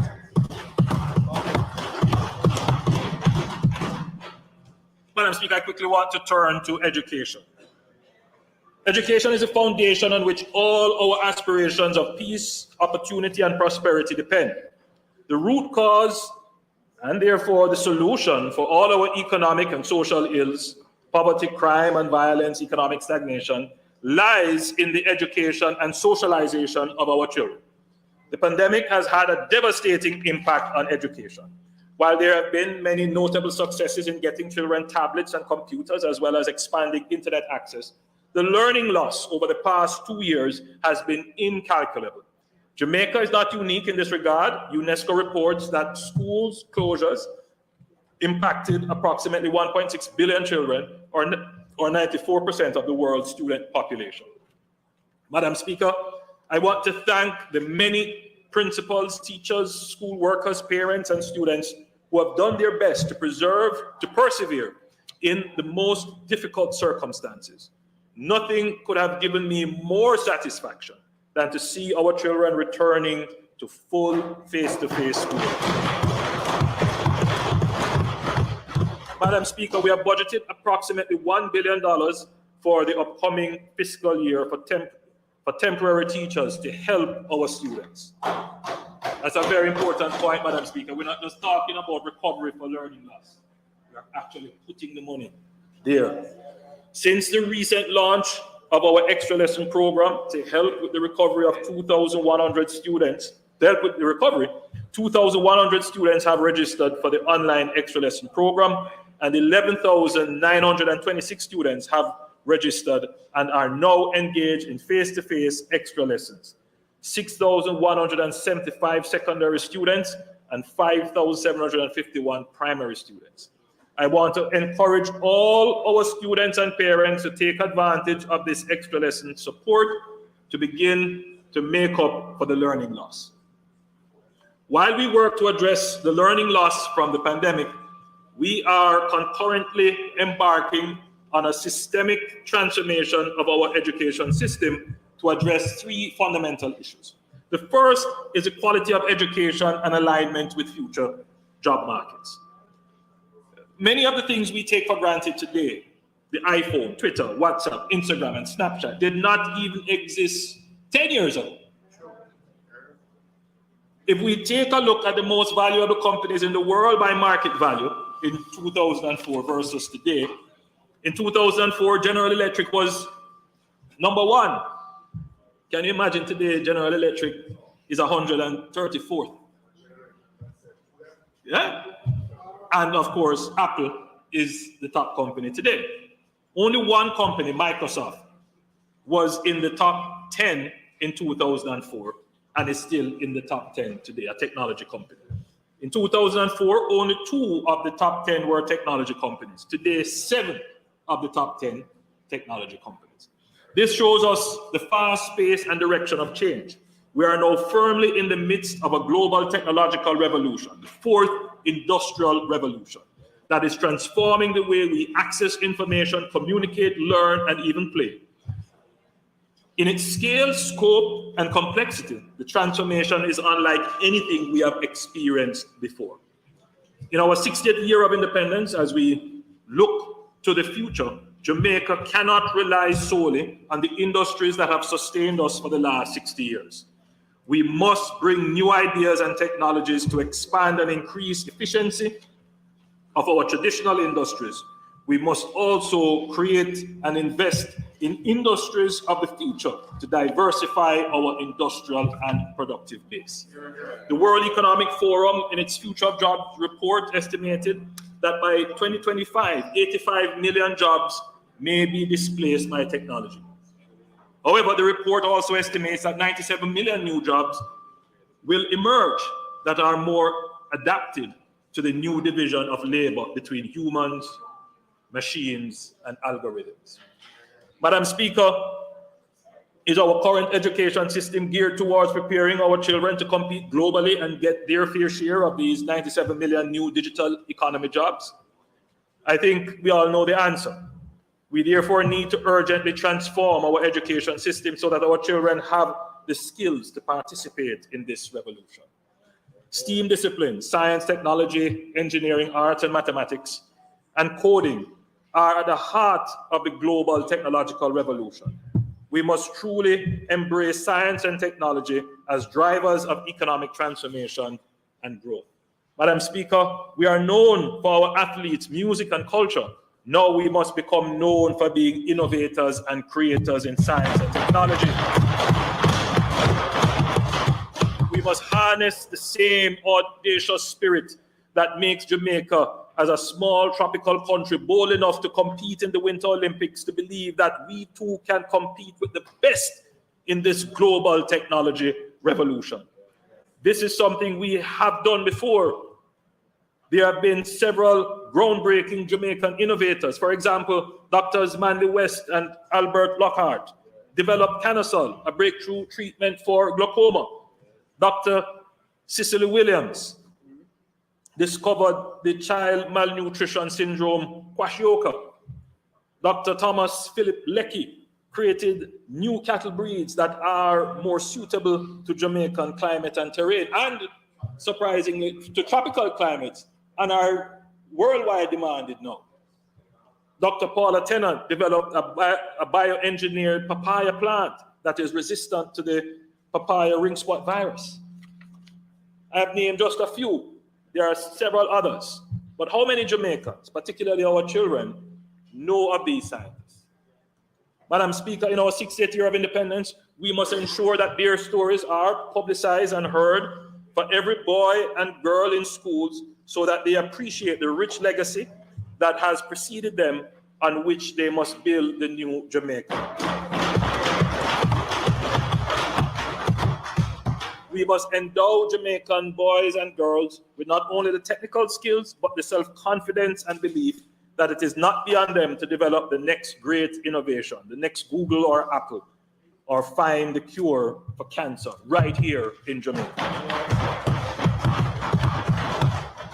We have begun the transformation, but there is still a long way to go. The government has been taking deliberate steps to position Jamaica as a technology and innovation hub, the Silicon Valley of the region. We have recently launched the Coding in Schools program in partnership with the Amber Group and Digicel. Coding will be taught from grades 1 to grades 13 across all public schools, and youth will acquire basic numeracy, language, and problem-solving skills, which are prerequisites for coding. Madam Speaker, while the pandemic slowed down our plans, we have not given up on our objectives to build 6 new STEM schools and 1 performing arts school.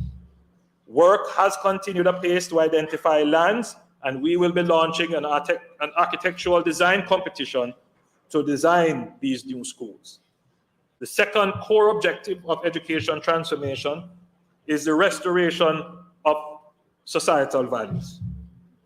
Over the past decades, there has been an erosion of the moral fabric of our society and the basic norms of decency and civility that once characterized us as a nation. Verbal and physical abuse, vulgarity, and barbarity are becoming far too commonplace in our personal interactions. We have socialized an entire generation into normalizing violence. This is at the root of our epidemic of violence. The National Commission on Violence Prevention was established to study the problem of violence and the existing strategies being used to reduce violence and make realistic and attainable recommendations. The Commission has been consulting with violence prevention stakeholders in the public and private sector and civil society to identify gaps in past and current initiatives. The research confirms that violence prevention is a complex task and requires a comprehensive approach, including legal, educational, cultural, behavioral, and social protection interventions. Another critical finding is that violence prevention is most effective when it begins at an early stage. Parenting support and early childhood development are critical investments in violence prevention. Over time, violence prevention recommendations will be used to guide the creation of policies and programs geared towards a shift in cultural norms and behaviors.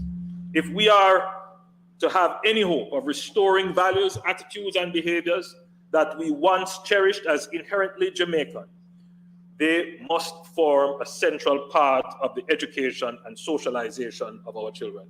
A key component of our educational curriculum must be focused on developing the socio-emotional intelligence, competencies, and skills that will enable us individually and as a people to accomplish great and complex tasks productively with a pro-growth and pro-social mindset while managing our emotions in social transactions to resolve conflict without violence and deviance. The third core objective of education transformation is to address long-standing issues of inequity in our system. Education is a great socioeconomic equalizer. Several of us came from very humble beginnings and are here as a result of access to education. We owe it to current and future generations to give them the same opportunity. Under our current education system, access to the best schools is highly correlated with socioeconomic status. We must take decisive steps to improve access to quality education for the poor and underprivileged.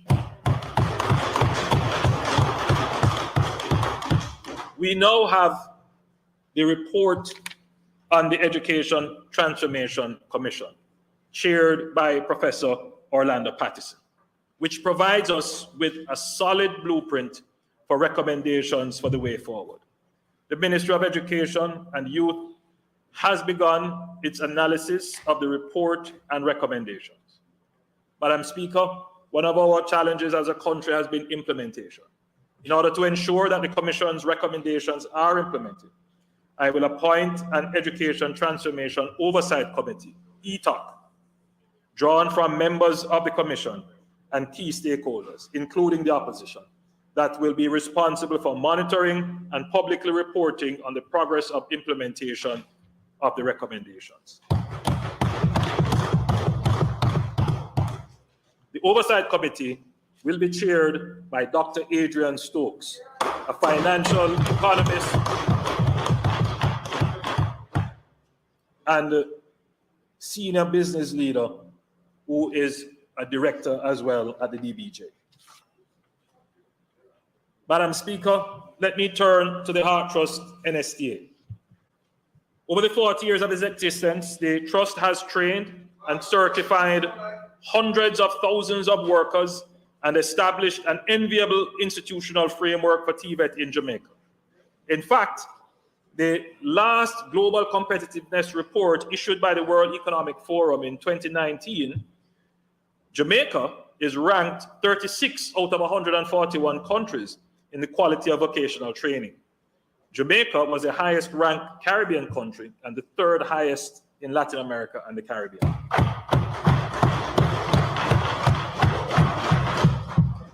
Madam Speaker, while we work to strengthen the governance of the trust and refocus its strategy to improve its effectiveness, let us not throw out the baby with the bathwater, proverbially. We need to build the trust's multi-decade institutional knowledge in the fields of technical and vocational training, national service, and lifelong learning. Madam Speaker, I have appointed a new board under the chairmanship of Professor Alvin Wint. The key changes that the new board intends to implement are: 1, improvement in the quality of vocational training through increased integration of STEAM, that is science, technology, engineering, arts, and mathematics. A shift in the training model to a greater focus on industry attachment through apprenticeship, reintroduction of service corps to increase engagement of unattached youth and strengthen national service in environmental management, geographic information systems, infrastructure and construction, document management and digitization. And we will increase our engagement of at-risk youth.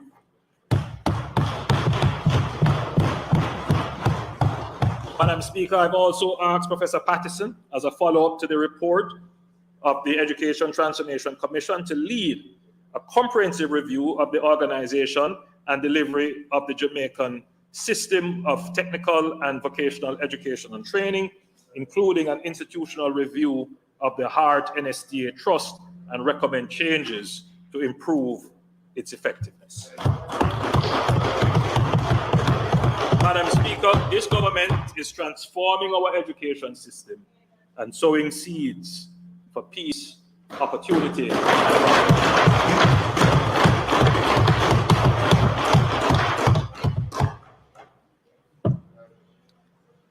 Madam Speaker, this government has always viewed development of infrastructure as a key driver for progress and a critical enabler for productivity, job creation, poverty reduction, and sustainable economic growth. We are improving our physical infrastructure: roads, bridges, houses, ports, schools, hospitals, police stations, tourist establishments, water and sewer lines, you name it, and our digital infrastructure as well, which are the foundational services necessary for the information technology capabilities of our country, which will become a digital society. Let me emphasize that infrastructure is not just roads and buildings. It is the interconnected system of sustainable, resilient, and inclusive solutions that work together to drive progress towards our goals. In order to optimize these solutions and accelerate growth, the link to improvement in quality of life must be evident. Madam Speaker, we are cognizant that Jamaica's infrastructure is also under stress because much of our infrastructure is aged. We have population and economic activity shifts. In this, our 60th year, we must tactically and strategically plan for our development to address the current symptoms of infrastructure deficits: traffic congestion, inadequate health care, poorly designed townships, insecure water and electricity supply, as well as pollution. It is why the strategic aim of this government has been to deliver modern infrastructure that meets our present needs and facilitates future development. Madam Speaker, it is often said that the road to development begins with a road. However, when road networks are not properly planned, they become a hindrance to development. The approach to improving our road network has to be strategic and systematic in order to future-proof the development opportunities. Madam Speaker, as Jamaica becomes more urbanized, it is obvious that our present road network cannot efficiently carry our development needs. By our history, most of our roads followed the coast as many towns formed around ports. We are now finding that our coastal roads are at risk from sea level rise. But they also cut through valuable beachfront land, which limits development prospects. Some of our main roads and highways pass through one-road townships, which slow down traffic significantly and increases travel time. We have been steadily developing a program to move our roads inland as much as possible and realign routings for highways to avoid going through townships.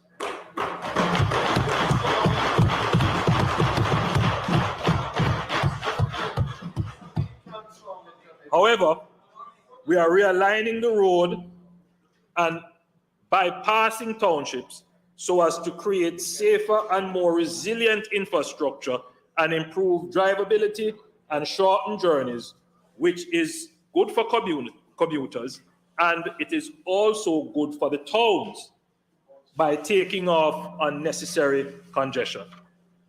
Madam Speaker, the grand vision, which is also a practical vision, will not only involve the relocation of roads to safe ground and better alignment.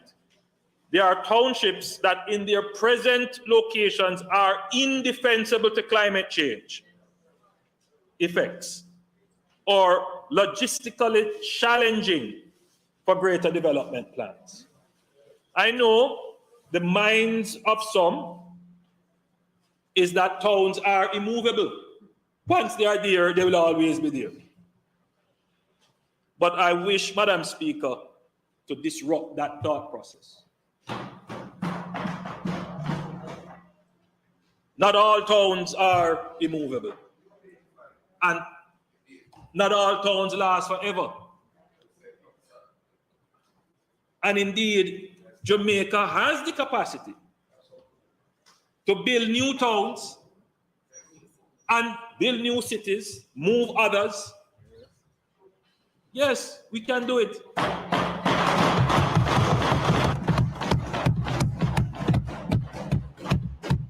You know, China is building a new city almost every year. Yeah. We can do it. So, as I said, Madam Speaker, I know in the minds of some, towns are removable.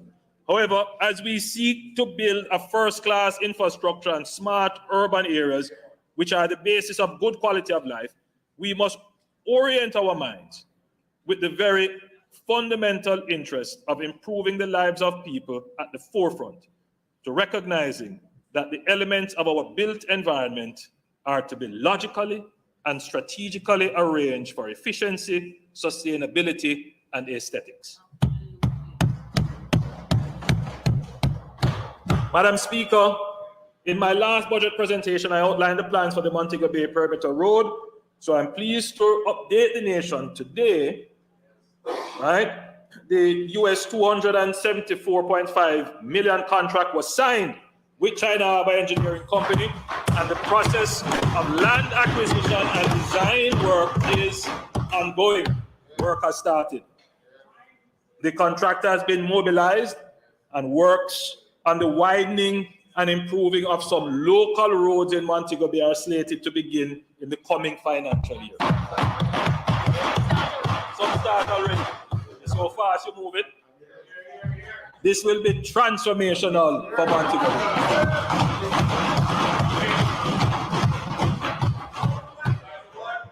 Allow me to note two other important features of this major road project. The development will be done in an environmentally sustainable manner, as NROC and the Forestry Department have signed an MOU, which will see large-scale replanting of trees, approximately 62.5 hectares, to replace the tree cover that may be affected during the construction. Now, Madam Speaker, just a quick diversion. I'm watching the time. People say, I've heard criticism such as it's a conflict of interest to have, environment in economic growth. Madam Speaker, that's old thinking. If you're going to be sustainable, then you need to have both on the table. And this is why you get things like this.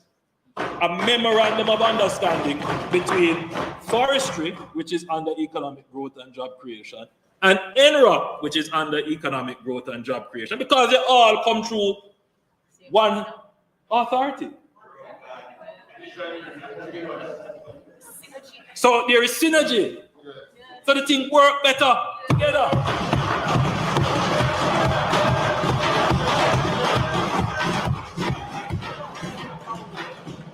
Madam Speaker, the contractor is contractually required to collaborate with the Heart Trust NSTA on ensuring Jamaican workers are trained and benefit from knowledge transfer. How that come about, Madam Speaker? Because Heart comes through the same authority as NROP. So we put the two things together, Madam Speaker. We make sure that they work together for good. So, Madam Speaker, this is not going to be a project where you're going to see a whole lot of imported workers. This is going to be a project where you will use local workers. And it is not just there as laborers, they will be there as trainees to learn and develop the skill. Because, Madam Speaker, if you think that you see road work yet, I literally had to cut and say, you know what, I can't give them everything this year. Leave some for next year. Madam Speaker, it is such a tremendous significance that I will again highlight that this will be the first major highway development which is financed with Jamaica's own resources rather than borrowing.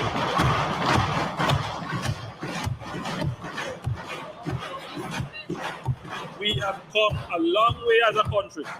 Government is not only ensuring that Jamaica makes strides in the development of critical infrastructure, but also in how these developments are financed. Hopewell, Sandy Bay, Lucy bypass. Madam Speaker, once again, the Montego Bay perimeter road, once that perimeter road is complete, so you come at the, Madam Speaker, you are coming from the airport or from Iron Shore, and you jump on that perimeter road. But here's the problem now. Once you come off the perimeter road now, you end up in Hopewell. Another traffic, another constriction. So, Madam Speaker, we are sure that public sentiment will mount regarding the congestion in Hopewell and Lucy. The NAA has developed preliminary designs and plans for these towns. However, the geography of the area makes it quite difficult and expensive to construct bypasses. I have assigned Minister Homer Davis to begin consultations with the Hanover Municipal Corporation and the political representatives on possible solutions and strategies that could be employed to achieve the objective of improving traffic flows and developing the township. So we know, Madam Speaker, that we can't just go and say, this is what we're going to do. So we have a design, but we need to bring the people along. So, which is why Minister Homer Davis will start that process. So, there will have to be a conversation. Because, I mean, maybe I shouldn't say it, but maybe it should be in the consciousness of people. Sometimes it might be cheaper to move the town than move the road.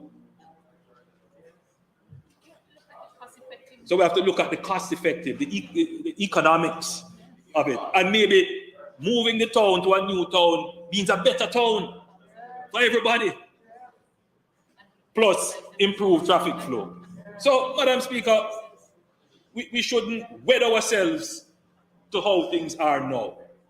we should look at things and say how they could be and strive to achieve.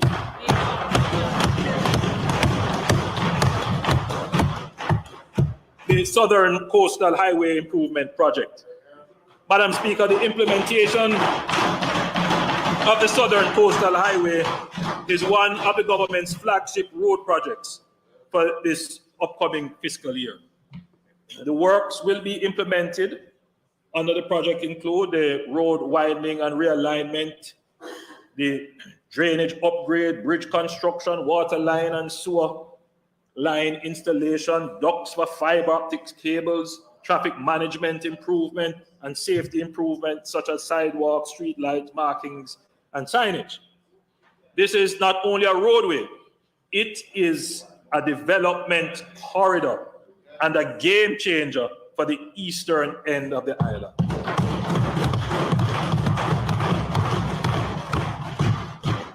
Madam Speaker, Tranche 1 of the project has 5 packages, which are between 63 and 78% complete, with the Hordley to Long Road and Manchonil to Fair Prospect stretches at the highest level of completion.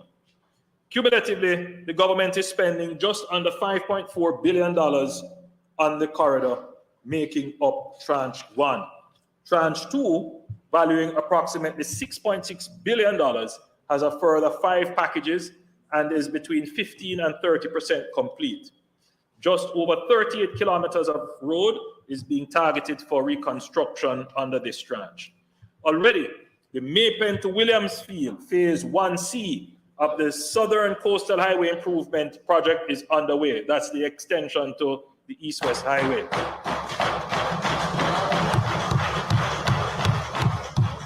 Upon completion, this road extension will enable the bypass of the winding and narrow roads of Porus in Manchester, eventually merging into the Melrose Hill bypass. It will reduce the travel time from Kingston to Williamsfield to approximately 40 minutes.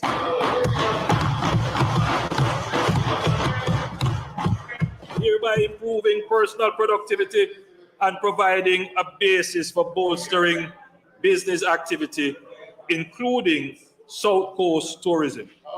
Madam Speaker, while we celebrate the gains, I must also acknowledge the disruption to daily lives of citizens, especially in Portland and St. Thomas. Some residents have been negatively impacted by the disruptive nature of the work. I have directed the NWA to ensure that contractors are respectful of the rights and property of the residents. I ask the residents and commuting public to continue to have patience and pardon us as we make progress on your road to prosperity.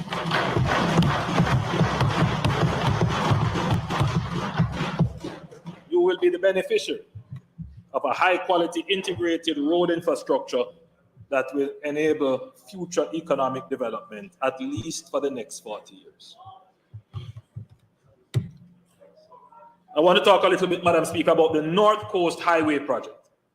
Madam Speaker, traffic volumes along the North Coast Highway have increased significantly since it was developed in the 1990s, and therefore exceed the design capacity of the current roadway. With new housing and commercial establishments along the route, the highway in some sections functions more like a local road with many ingress-egress crossings and encroachments. This means that travel time and congestion on the roadway will be increased for road users. We have been hearing the complaints of the traveling public on this very important corridor.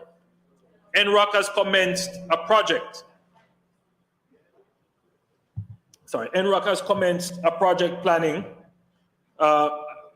exercise to upgrade approximately 60 kilometers of roadways from Sea Castles in St. James to Marmy Bay in St. Anne, from 2 lanes to 4 lanes, with a 21-kilometer 4-lane bypass for the now constrained and congested towns of Discovery Bay and Runaway Bay.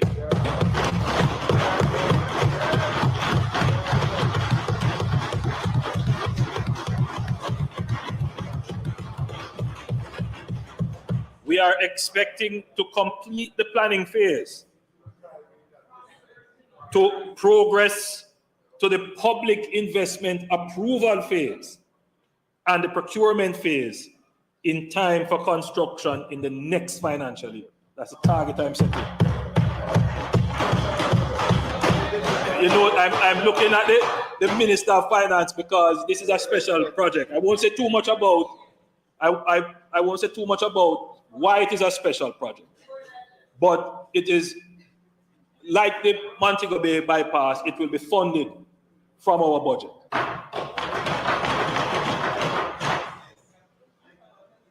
Madam Speaker, I want to spend a little time on the Onoto Bay bypass.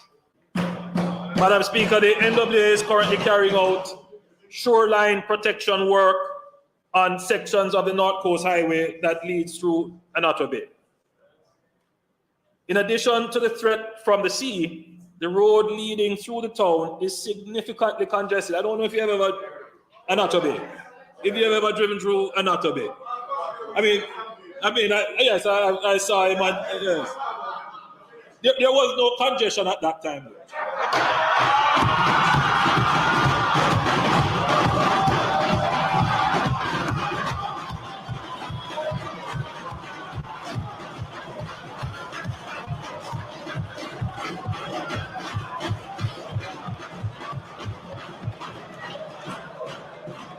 The NWA has finalized an alignment for the bypass road, which is more inland. Design work will begin this year, and we expect to have the project through the investment approval and procurement process in time for construction in the next fiscal year. That's how fast we are moving that way. It's not an expensive project, and it's not long either. It's very short. And the alignment is, there is an existing road, and so we'll use that existing alignment and road and create a proper bypass. I don't want to say where yet, but you know where it is. Now I want to spend a little time, Madam Speaker, on a parish I love, Portland, a town I love, Port Antonio. So, Madam Speaker, I want to talk about the Port Antonio bypass and the wider Port Antonio development. Madam Speaker, you will recall that the government of Jamaica undertook the Southern Coastal Highway Improvement Project with the expressed aim to unlock the development potential of Jamaica's south and east coast. In furtherance of this goal, the government has approved the construction of the Port Antonio bypass in Portland as a part of the Southern Coastal Highway Improvement Project. As currently conceptualized, the project will see the construction of 17 kilometers of 4 lanes of arterial road around Port Antonio and 2 standard shoulders. So if you can, you will see the red line. Well, it's clearer on the left. So that is the alignment. Madam Speaker, the initial and primary objective is to take traffic passing through the town, but not going to the town, out of the town. Therefore, Madam Speaker, in the first instance, we will construct 2 driving lanes for the bypass. So the road, Madam Speaker, will then look like the Palisados Road. So you build the 2 driving lanes, but you leave 2 spaces for 2 other lanes, plus the shoulders. And that is how, Madam Speaker, we are able to get it done quickly.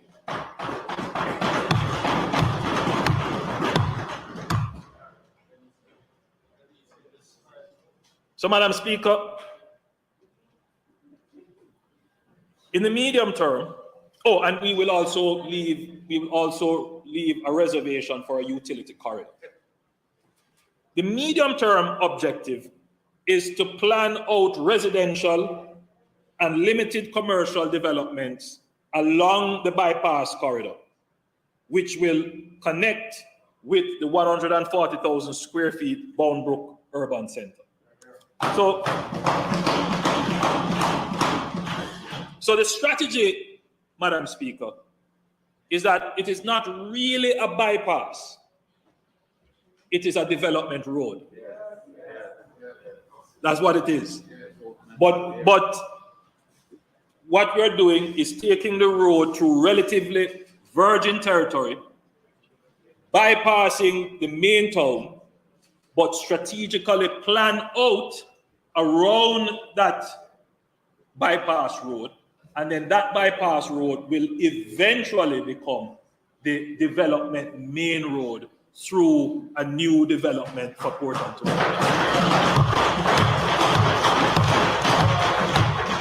But to get the development to happen in Port Antonio, you need to remove the congestion out of Port Antonio. So this will create opportunities for the people of Portland to have access to structured development while lessening the urban use of Port Antonio itself. You know, Port Antonio is such a beautiful town, but you're not going to be able to truly realize the beauty of the town and to benefit from it because it has so much urban and domestic uses that it takes away from the town. So this is what we mean when we say, Madam Speaker, we're planning. That's what planning is about. Urban planning. Madam Speaker, the designs and planning, by the way, just for background, because people might wonder, how is this happening so fast? When the South Coast Road was being planned initially, it should have been a toll road. That's what was the initial plan. And that toll road would have gone past Portland. That is Port Antonio. So we had already identified, the NWA had already identified an alignment. So we are using the already identified alignment. But Madam Speaker, we're not going to turn it into a toll road.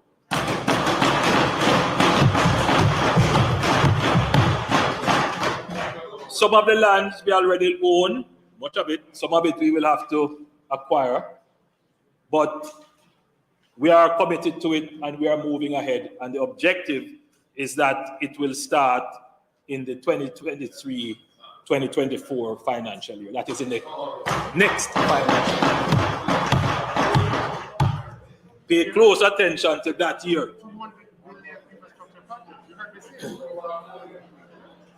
And I want to spend a little time on some urban roads in corporate area and Portmore, just quickly.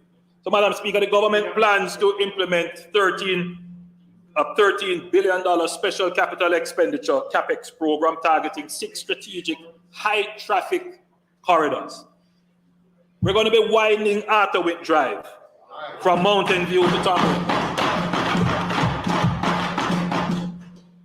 Madam Speaker, very important, that corridor. Now, remember what I spoke of earlier regarding trying to stimulate development in urban areas that are suffering from blight. Now, that corridor, Madam Speaker, will see a significant investment. Sewer, internet, proper water. So that corridor can be used as a stimulus for development in those areas. I never call any community name. Don't mention any name. I see a big smile on the MP for Southeast. But we intend to sit down with you and work out what is possible, seeing that the government is putting this massive investment in that area. Then, Madam Speaker, And that will begin April this year. That begins April this year. The contract is ready to go. Then, Madam Speaker, the dualization of Grange Lane, I-95 to Madrid Avenue, including Cumberland Gully Bridge. That's in Portmore, the new parish. That begins in May 2022. Widening on time. Widening of Brayton Road and part of Helsha Main Road, that is from Naggerhead to the Texaco gas station to East Mid Street. That begins next year, April 2023. Widening of the Sandy Gully Bridge on Washington Boulevard, that is north side, at Pembroke Hall to part of Ken Hill Drive dualization. And that begins April 2023, next financial year. And then, Madam Speaker, did I leave one out? The big one. Very important, Madam Speaker, the dualization of East Kings House Road and Lady Musgrave Road. Madam Speaker, we know, Madam, it's between both of them. Madam Speaker, we know that there are concerns being expressed. No, man, Madam Speaker, we know that residents have expressed concerns about the improvement of this particular corridor. The fear is that it might bring more traffic to the area. Madam Speaker, let me say that we have studied the problem, and I think you're not going to see any greater traffic. I think what you will see is a smoother flow of traffic. But the important thing is there are concerns raised along that corridor. There are certain trees, and you know, in previous developments, we have not always have been as sensitive as we should to protecting the trees that are there. So I have tasked Minister Matthew Samuda, who is here. He's well aware of what the task is with the Forestry Department. We are looking to acquire a particular piece of equipment that can be used to, not a saw, no, a particular piece of equipment that can take up the tree whole. It's not a guarantee that we will be able to save some of these trees because some of these trees are very old. But what we have done is we have identified properties nearby where these trees that we will have to relocate, they will be placed there. But, Madam Speaker, we must pay attention to our streetscapes. When you drive in some other countries, it is a beauty. The infrastructure is not just to throw down the concrete and leave it nasty and chaka. Madam Speaker, we have to get above that now. And that particular road has a certain character about it. And I can understand why the residents would be concerned. And so the street, I have said to the end of the day, pay close attention to the streetscaping, right? So, Madam Speaker, I am going to be personally looking at that one to ensure that when we do improve the road, we improve the character of the road, we reduce the noise that comes from the road, and that it can become a corridor that people can look at. And well, I mean, we have an elegant corridor, but yes, it can be a corridor, an aesthetically pleasing corridor. Yeah. Madam Speaker, the final high traffic area is the new Portmore access. That is the Mandela entry into Portmore. The creation of a bridge over the rail corridor. That will begin August 2023. That is next year. But the planning, the designs, all of that is almost complete. You're going through the public investment process, and that will start. Madam Speaker, just quickly, because people listening will say, but so then the next year that, Madam Speaker, road doesn't start when you see the backhoe break ground for the first time. No. The road start a year before, when the engineers finalize the designs, and then we go through a process called the public investment process, where every expenditure of public resources for an investment goes through a very rigorous process of testing. It is really a competition against, should we really be using the money to do this versus something else, to ensure that we're getting the best value for the money. That process can take a little time. It does frustrate me, but it's a process we have to go through. And then once you have gone through that, then you have to go through a procurement process, which is the person gets to do the work, did they get it fairly? And that entire process can take months, up to a year, or more sometimes. So when you hear me say it starts next year, I could only say that because we have finished the important designs, and now we are in either the public investment cycle or we are in the procurement cycle. So, Madam Speaker, the government is focused on realizing economic growth and development through several large construction projects, and we have not forgotten to invest in our communities. During the last fiscal year, the NWA expended $5.3 billion on road maintenance and repairs, and another $637 million was spent on flood mitigation works. Madam Speaker, I'm also very aware of the seriousness of flooding in some areas of the country, including the Marcus Garvey Drive area. Works will be done on mitigating the impact of stormwater flows in places such as I said before, Marcus Garvey Drive, Maxfield Avenue. Very important, Madam Speaker, the Falmouth drag line. It's a very unusual piece of civil works, but it's very important to protecting the town, that drag line. So we will do some work on that.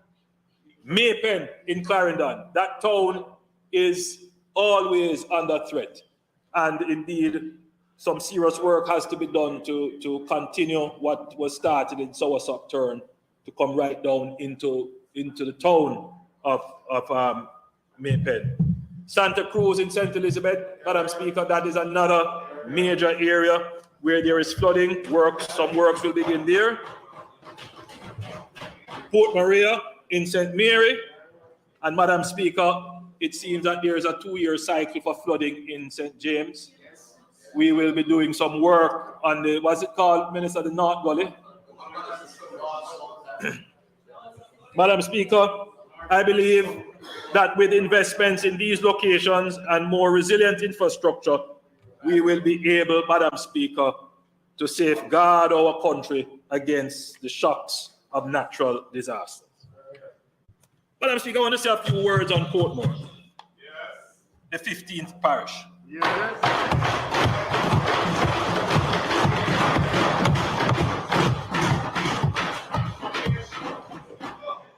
Madam Speaker,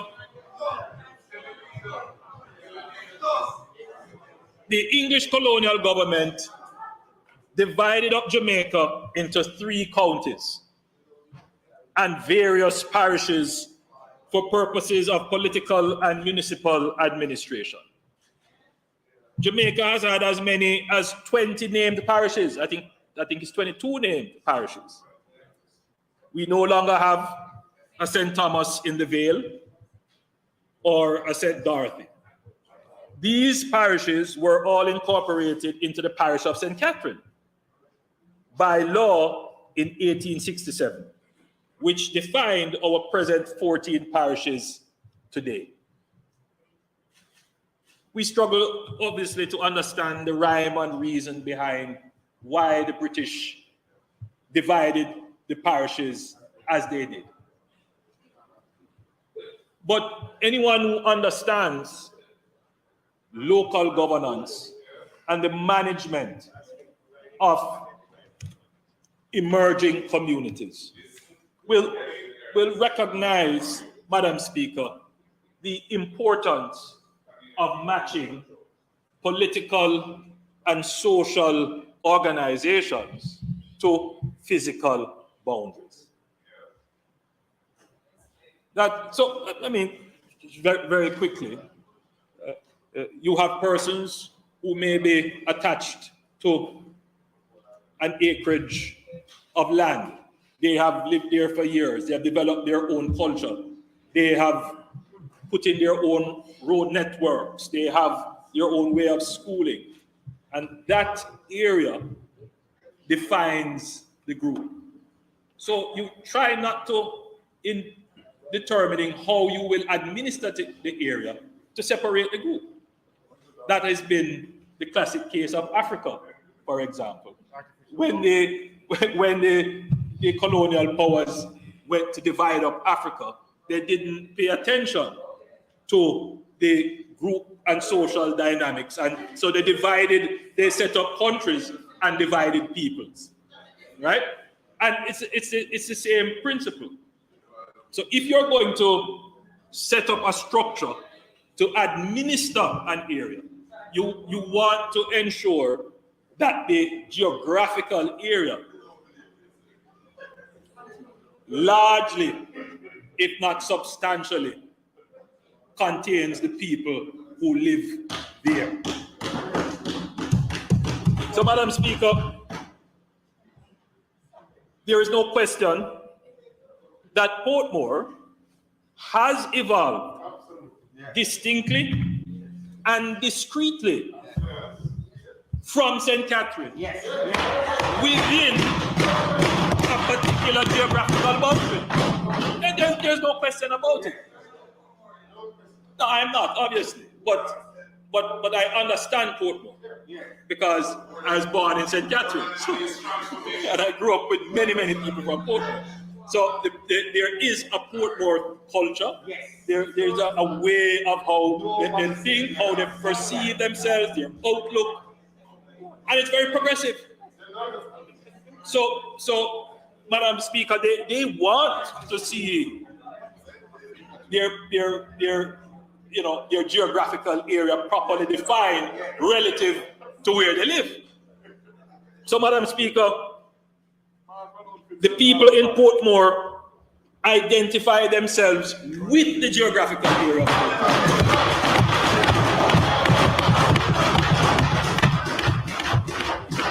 And Madam Speaker, the truth is, they get most of their services in Portmore. And truth be told, Madam Speaker, they get more of their services in Kingston than they get in St. Catherine.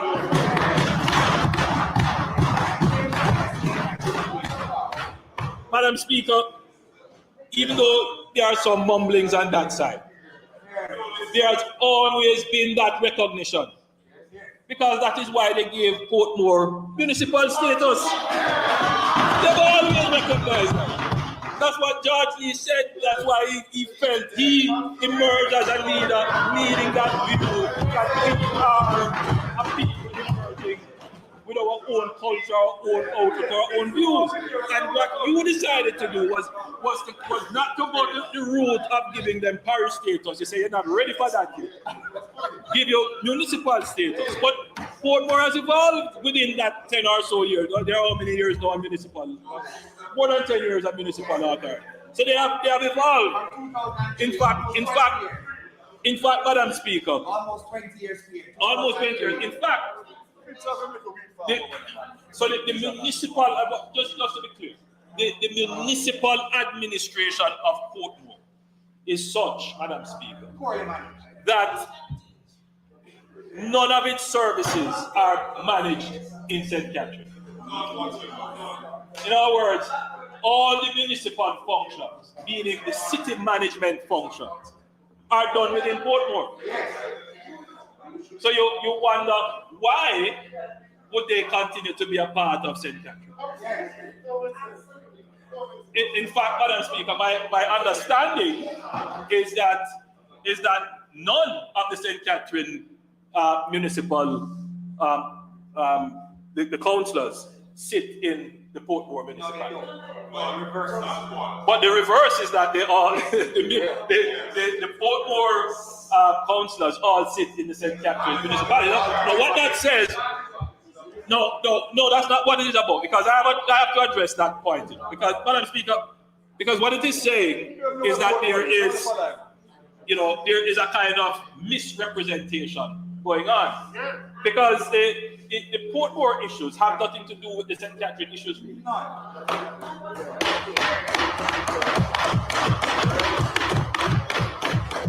So defining Portmore as a parish is as much for Portmore's benefit as it is for St. Catherine's benefit. There is no question, Madam Speaker, that Portmore has evolved to be able to administer its own affairs. Madam Speaker, I don't want to go too much, Madam Speaker, into the technical issues about why you would, give the ability to govern affairs. But there are certain principles. One of them, Madam Speaker, is the principle of subsidiarity. Very important principle as to how and why governments emerge. Madam Speaker, Portmore has evolved even further since its municipal state, and it became quite clear to me during the pandemic, which necessitated the lockdown of Portmore, that Portmore was geographically, socially, and economically constituted as its own distinct administrative unit and concern, quite unconnected to the issues and concerns of St. Catherine, the St. Catherine Municipal Corporation.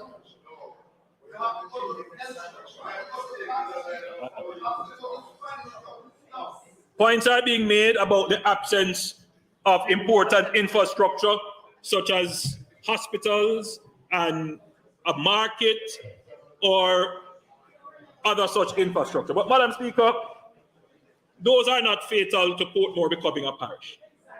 As announced earlier, the government will be undertaking 3 major road improvement projects in Portmore between this year and next year, including a new seamless access to Portmore from Mandela Highway.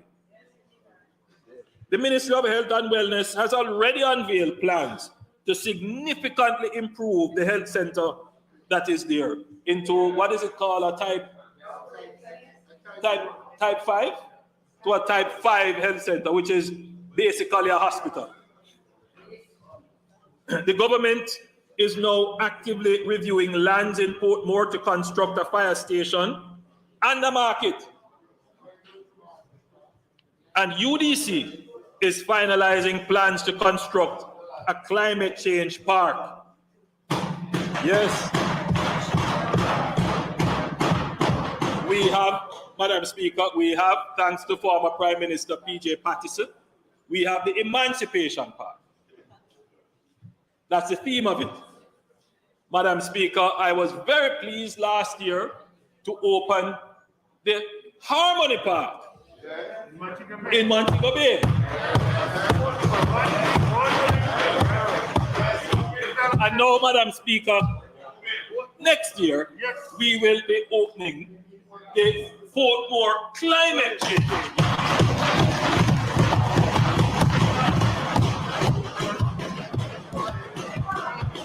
So, Madam Speaker, the government intends to develop Portmore into a smart tech city, serving the global services and knowledge services industry. Through the Port Authority and the Factories Corporation, we are making major investments in infrastructure to support these industries. We know that the people of Portmore share this vision of an economically thriving, urban, modern, creative, and socially progressive community. We are confident that the new parish status will unleash a sense of pride in the community, which will see the fulfillment of this vision.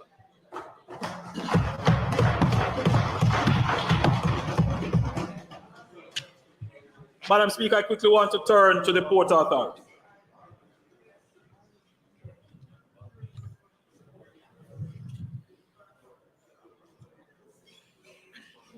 Madam Speaker, cargo transshipment grew by 20% this year in spite of the global logistics supply chain disruption. There was an expansion in volumes at the Kingston Container Terminal by several large shipping lines during the year. The capacity of the terminal was officially certified as 3.2 million TEUs, up from 2.8 million TEUs. I want to talk a little bit, Madam Speaker, about shipping, cruise shipping, and creating a multi-destination itinerary. Cruise shipping was the sector most badly affected by the pandemic. The complete cessation of vessel arrivals in April 2020 continued throughout the first half of this year.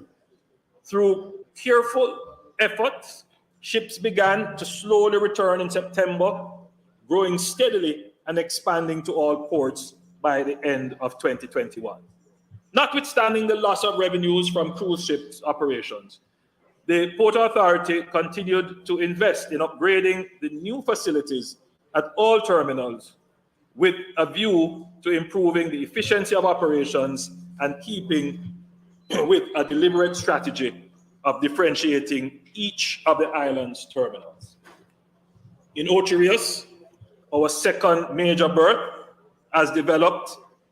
we developed, Madam Speaker, the Reynolds Pier to accommodate the increasing demand from the cruise ship lines. All industrial activities that have been moved from that port, Madam Speaker, and have been relocated to the western side of the port, and the eastern end has been transformed into a cruise-friendly location with a new reception building, new ground transportation handling facilities, and new amenities. A new promenade linking the Reynolds cruise facilities to the town of Ocherius was completed. In total, over US $23 million was invested in the Reynolds Pier transformation. Madam Speaker, Ocherius now boasts a second pier for the largest cruise vessels, a capability befitting the Caribbean destination with the most exciting attractions. In Falmouth, the Port Authority completed a unique artisan village at Hamden Wharf in collaboration with the Tourism Enhancement Fund. The newly constructed shopping facility will offer visitors the best available products from local artisans, craftsmen, and entertainers and culinary experts. The facility will be accessible directly from the cruise port and will be open to the general public as well. This facility has been handed over to the Tourism Enhancement Fund, which will be managing the operations of the facility. In Port Royal, which I call my baby, in Port Royal, the new terminal has been completed and is fully functional with attractive reception facilities, ground transportation handling facilities, and the Seawalk berthing system. In addition, Fort Charles has been substantially upgraded. A new promenade linking the terminal to the town has been constructed. A new sewage treatment plant to accommodate the terminal and the town has been commissioned, and a building to house a new museum and restaurant is under construction and is to be completed in the second quarter of this year. In collaboration with the NWC, the connections in the town to the new sewage facility are being implemented during this financial year. The NWC will also be budgeting, or be rather upgrading, the water supply in the town. The National Housing Trust and the Housing Agency of Jamaica will collaborate with the Port Authority and the Urban Development Corporation to renew the housing stock and associated infrastructure in the town, and to participate in the implementation of the new master plan. Madam Speaker, Port Royal has been badly hit by the pandemic. It was just starting to emerge. But Madam Speaker, we are not in any way deterred by that. We are proceeding with the investments. And we still have ships coming. Madam Speaker, Port Royal is going to be the gem of ports. Madam Speaker, it has history, it has culture, it has location, and it has a certain natural charm about it. It is going to be a gem in our crown of ports.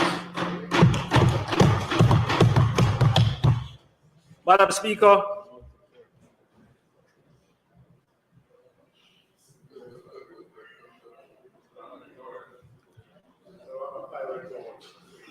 I already mentioned some of the plans for the Port Antonio bypass. The other half of the plan is to develop the tourism potential of the town. I have given directions to the Port Authority to develop the East Harbour as a cruise port and to develop the land surrounding West and East Harbours, Titchfield Hill, Navy Island, Boundbrook, and the Folly Lands, utilizing a public-private partnership framework to construct appropriate hotels, resorts, residences, shopping, galleries, and restaurants in this area. Madam Speaker, this will create another port town. So, Madam Speaker, look at it now. We have Montego Bay. We have Montego Bay Port. Ships coming regularly, lot of attractions, big business for that economy. Then you come down now, you have Ocho Rios, Falmouth, which is the biggest port we have. Then you have Ocho Rios. Now you're going to have, well, we have Port Royal, but going around the island, you will now have East Harbour in Port Antonio. But Madam Speaker,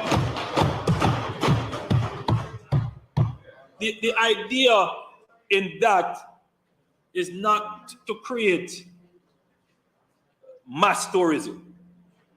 For the East Harbour and the development in Port Antonio, what we want to create is what you call low intensity, high value tourism. Madam Speaker, no.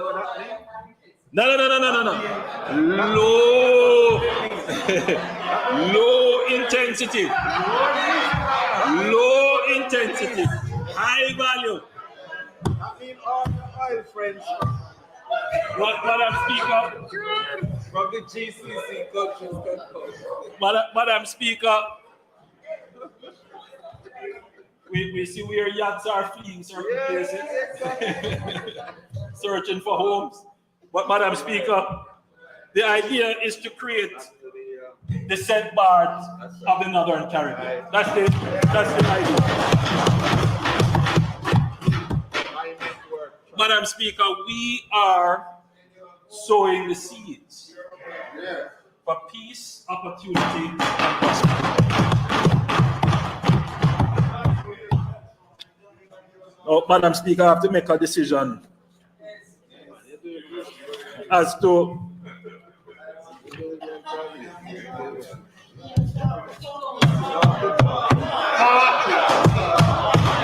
there are just so many things, Madam Speaker, so many things. Madam Speaker, let me quickly speak about the special economic zones. So, for the same Port Authority, Madam Speaker, in respect of special economic zones, the development of 160,000 square feet of modern new facilities was completed at the Portmore Informatics Park, which is now fully tenanted. The modern new campus, constructed at a cost of US $21 million, establishes the new benchmark for the global outsourcing sector, which is seeking to move up the value chain to create new, higher value added jobs. You see why we are saying, Madam Speaker, that we have strategically placed investments in Portmore that can match with the developing culture and ethos of Portmore. And therefore, Madam Speaker, in the next decade, Portmore is going to be probably the richest parish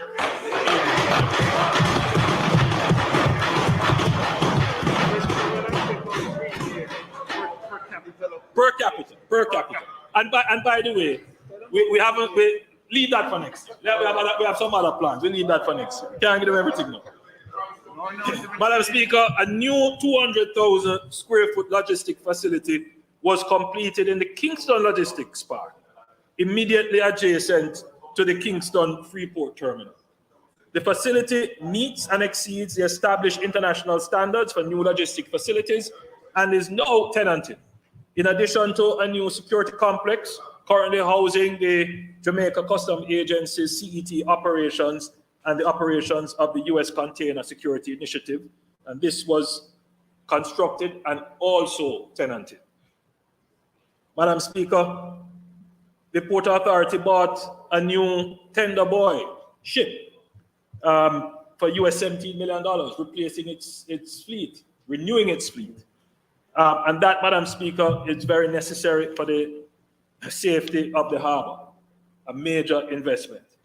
Madam Speaker, turning quickly to what is to come, the PAJ, having pioneered Jamaica's business process outsourcing industry in the Montego Bay Free Zone and having established the Portmore Informatics Park as a new benchmark for excellence in the sector, the PAJ will now seek to monetize some of its investments in this sector and reinvest the proceeds in catalyzing development in other economically attractive growth areas where the private sector has yet to become comfortable, Madam Speaker.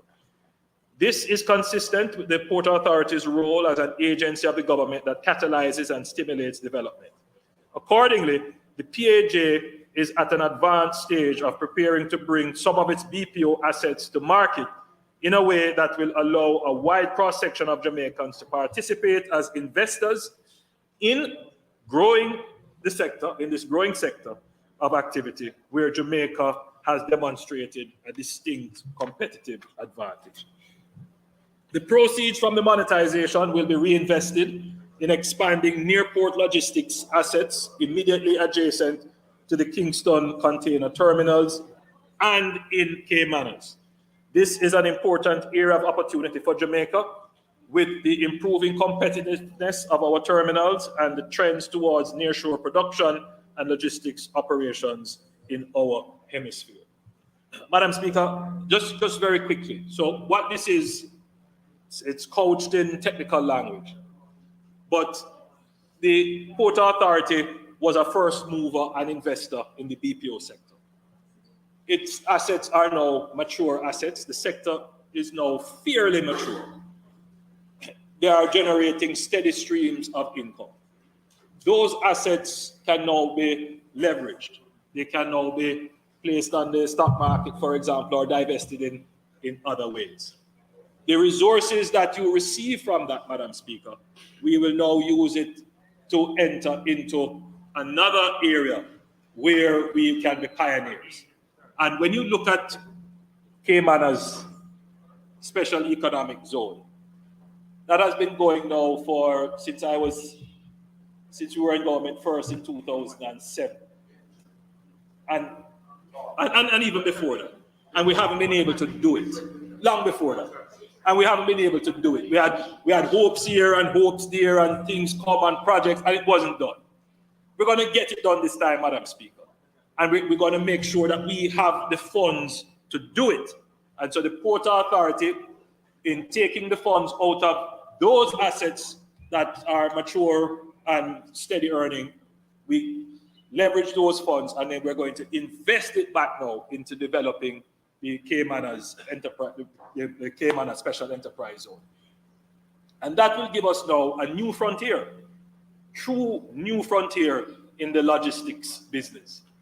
And I'm saying, Madam Speaker, I'm saying this because if there ever was a time, leader of opposition business, if there ever was a time to do it, it is now. Because what is happening globally is signaling, Madam Speaker, that there needs to be a kind of recalibration of world production. And they are going to be searching for markets. Not just, Madam Speaker, that's not about China. Madam Speaker, recently, you'd be surprised, someone called me from a company overseas asking, call me directly, Prime Minister, does Jamaica grow sunflower seeds? Do we grow sunflower seeds in Jamaica? But it is a big product. They can't get any now because the bulk of the production is between Russia and Ukraine. So what is happening now is that many persons who are producing are saying, maybe we need to look in this region a little bit more. And so Jamaica needs to position itself to be able to take advantage of some of that recalibration of global production capacities.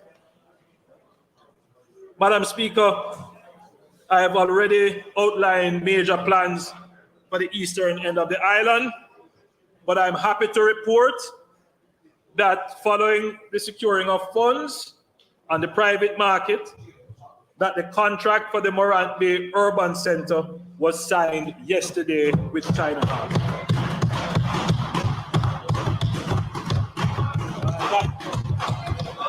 That project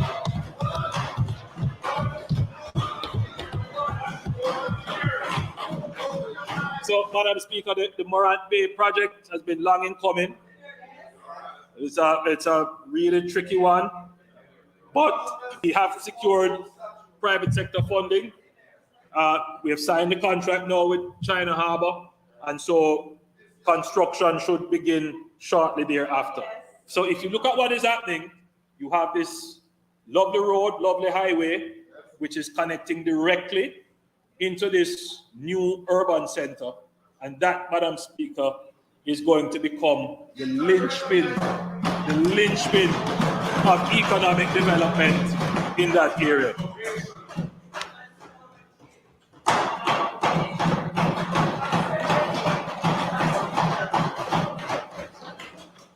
Madam Speaker, the DBJ continues to support. The Minister of Finance, I'm sure, will say some more on that.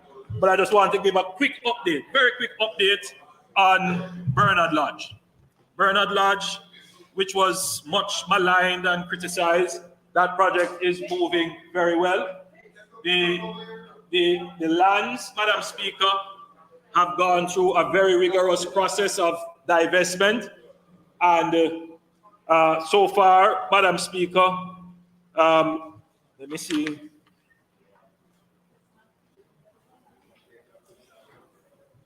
So far, Madam Speaker, they have divested 5 blocks, including 3 residential and 2 light industrial.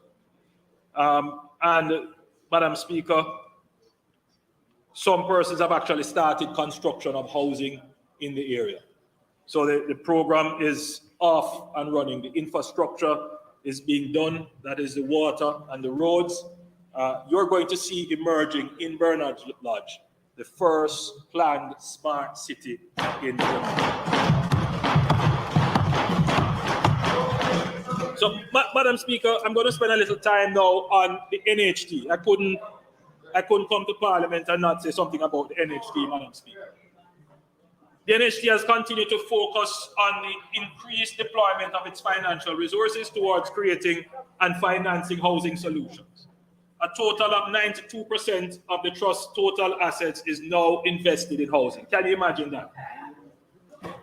92%. There was a time, Madam Speaker, when that wasn't the case. In order to generate additional cash to accelerate housing development, the NHT has been undertaking sales of mortgage receivables under the Joint Finance Mortgage Portfolio, the JFMP. The sale of mortgage receivables resulted in inflows of $11.5 billion in this financial year, following $26.2 billion in the previous financial year. The sale of the remaining portion of the JFMP is expected to be completed by the middle of the upcoming financial year. The NHT is projected to create a total of 7,324 new mortgages at a value of $30.27 billion by the end of March 2022. Housing expenditure for the current financial year is projected at $50.4 billion, up from $44 billion in the previous years. Madam Speaker, since 2016-2017, the NHT has steadily increased its housing expenditure, more than doubling it from $24.1 billion in 2016-2017 to $50.4 billion in 2021-2022. The trust is projected to achieve 3,259 housing completions for the 2021-22 financial year. Notably, the completion of projects has been adversely affected by the pandemic. Madam Speaker, let me spend a little time on housing starts. If I could get the display table.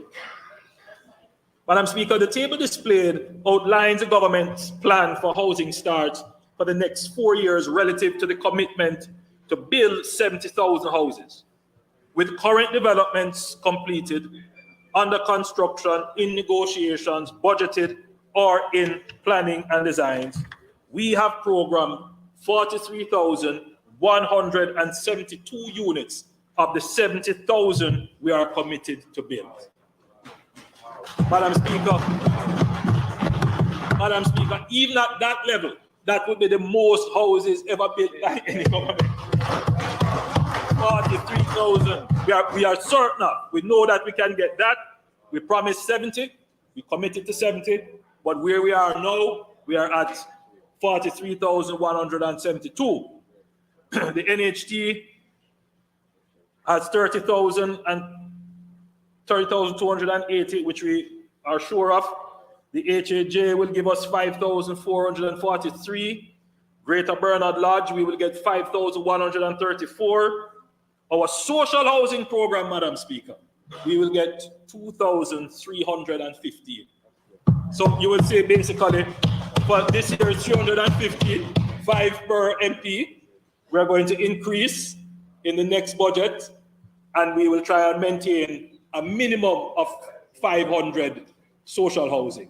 So that will give us 2,315, which we are certain of, right? So, Madam Speaker, when you total that, you end up with 43,172. It's a little bit more than that because the UDC has identified some lands that they have in the Caymanas area, and they are actually in the planning stages now of doing a major development in that area, and they are looking at somewhere in the region of 1,000 units in Caymanas. Madam Speaker, the government's stated target of 70,000 new housing solutions by the end of 2025-2026 is not a pipe dream. There are concrete plans in place to achieve it. Madam Speaker, during the 2021-2022 year, projects at Perth 1A, Manchester, Seascape, and the Ruthven Towers in Kingston and St. Andrew, as well as Twickenham Glades in St. Catherine, were completed. Currently, the NHT is overseeing ongoing construction activities at 24 housing developments with a total of 11,394 housing solutions. Madam Speaker, I should state that the mandate of the NHT is not only to build house. We have been hearing the cry of the people for affordable housing. Absolutely. We have been sharpening our pencils to get the numbers down through creative designs and material use and creative financing options. But even at those price points, housing is just not affordable for a large segment of the Jamaican population. For barbers, mechanics, household helpers, taximen, cooks, gardeners, owning a home is almost an impossible dream for them. Though some of these persons may have been contributors to the NHT and would have been entitled to a loan, there were very few housing solutions that their income could afford. In effect, this socio-economic demographic of persons have technically been financing higher income earning groups because they are contributing to the trust but not able to find a home. Other groups are able to find, so they use the funds. Madam Speaker, we have instructed the NHT that in its current housing development, it must focus on housing solutions that will come to the market between 8 million and 11 million. Someone purchasing a house today for $8 million would be paying, on average, $29,800 per month for mortgage, on average. This is still high, but reasonable. And it is an improvement as the average range previously was $11 to $15 million. And at the lower end of that range, you will be paying $39,500,000 per month. So targeting this lower range is an improvement, 39,500. Sorry, 39,000.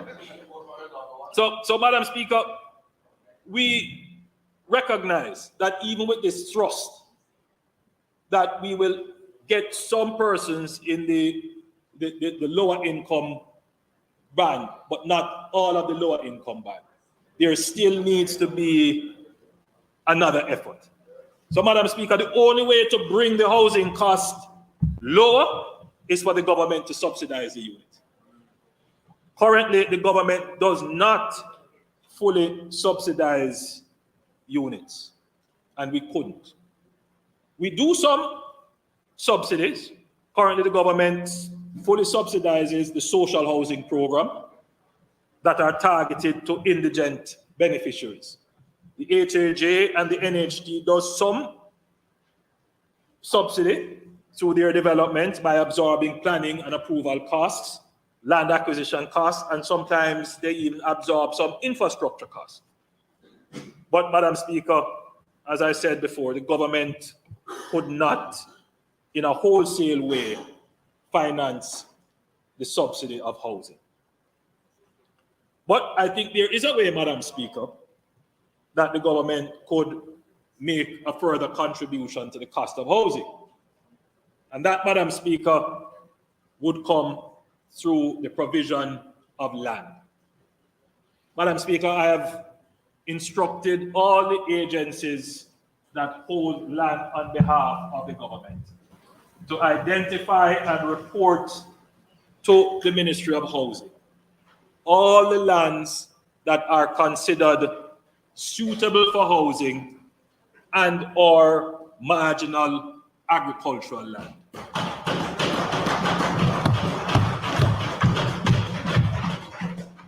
So the Sugar Company, the NLA, NWC,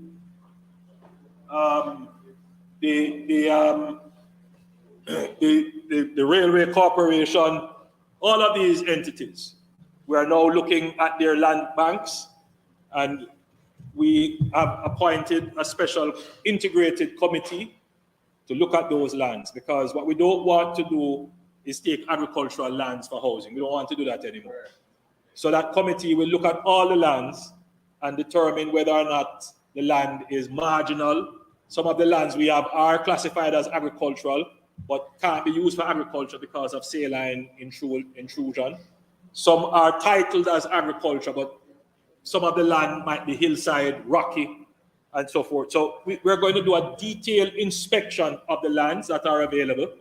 And when we come up with the determination of how much land there actually is, then we will come to the Parliament and we will have a debate about how we should treat with these lands and how we can use it to further bring down the cost of housing. Madam Speaker, in an effort to significantly increase the supply of new housing solutions, the NHT reviewed financing options that would substantially increase the amount of funding available for new housing constructions. The NHT developed a new financing and product delivery framework. The new framework is an arrangement with partner mortgage lending institutions that is regulated by the Bank of Jamaica. The fund that the full mortgage dispersed, sorry, the new,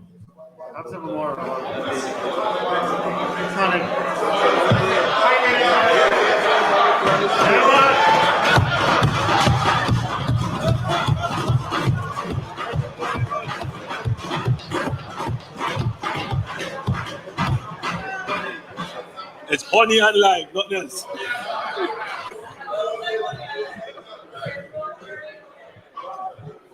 And a tubs of rum, that's it.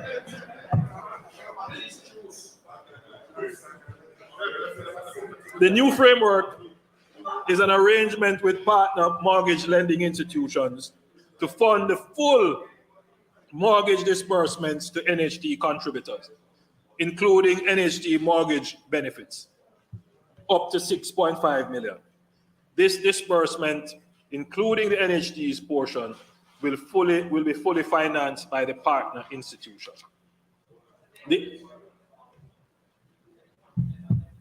Yes. So you use their network. So we use their network. No 100% cost.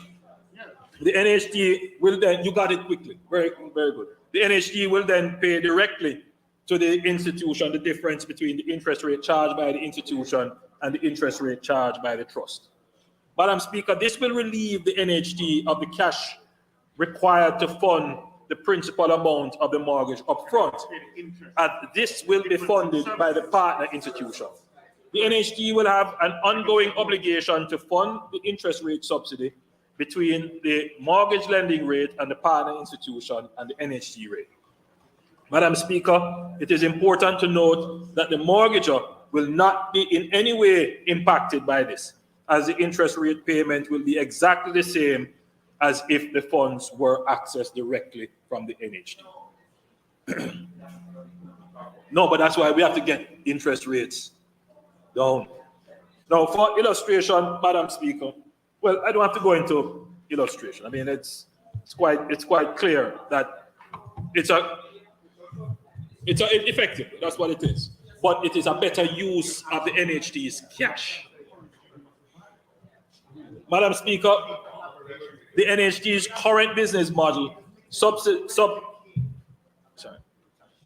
Madam Speaker, in the NHT's current business model, subsidies are applied to the NHT benefits by one or more of three general criteria.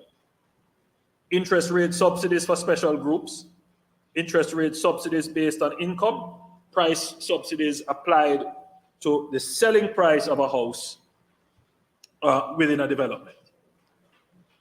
Income is not currently considered as an additional criterion for whether a subsidy can be applied to members within a special group or applicants to a particular development.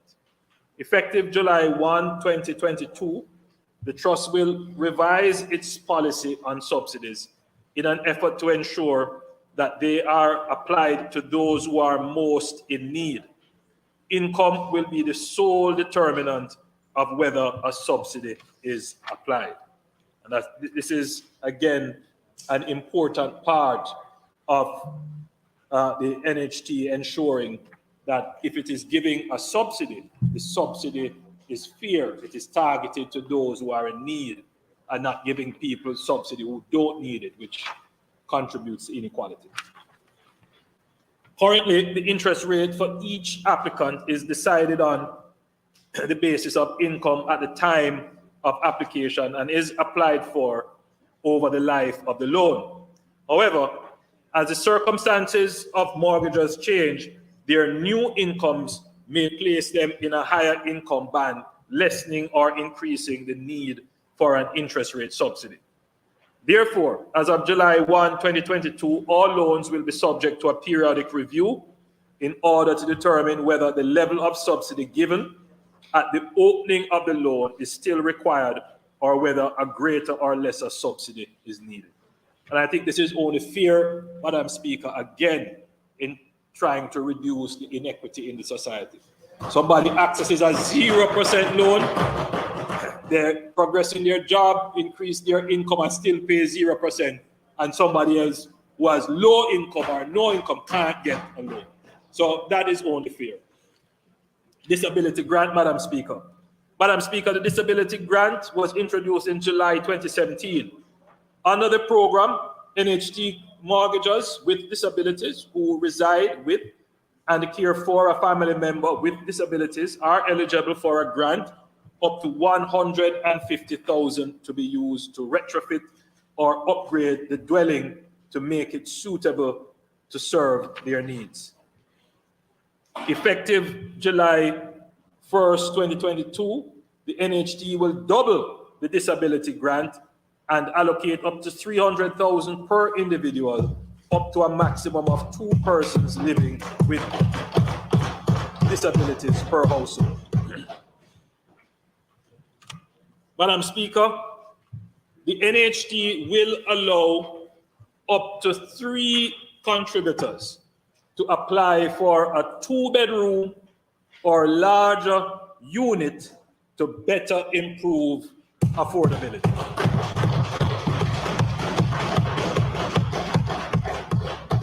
That is a big move, Madam Speaker.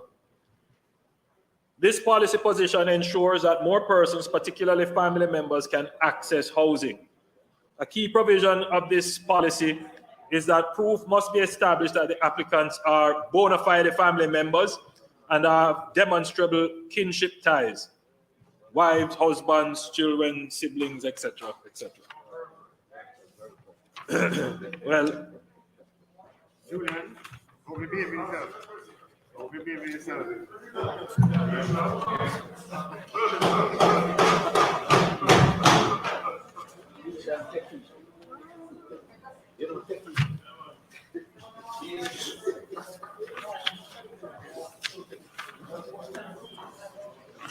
Madam Speaker, I want to spend a little time on our digital infrastructure. And I won't go through the whole thing, but Madam Speaker, I want to commend the work of the Ministry of Technology.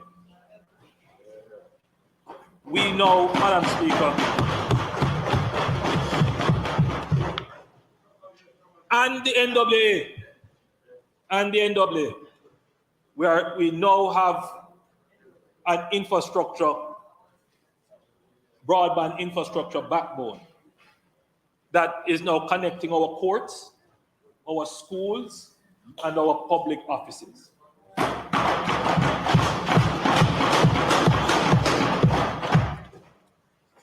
Madam Speaker, we are ready for the needs.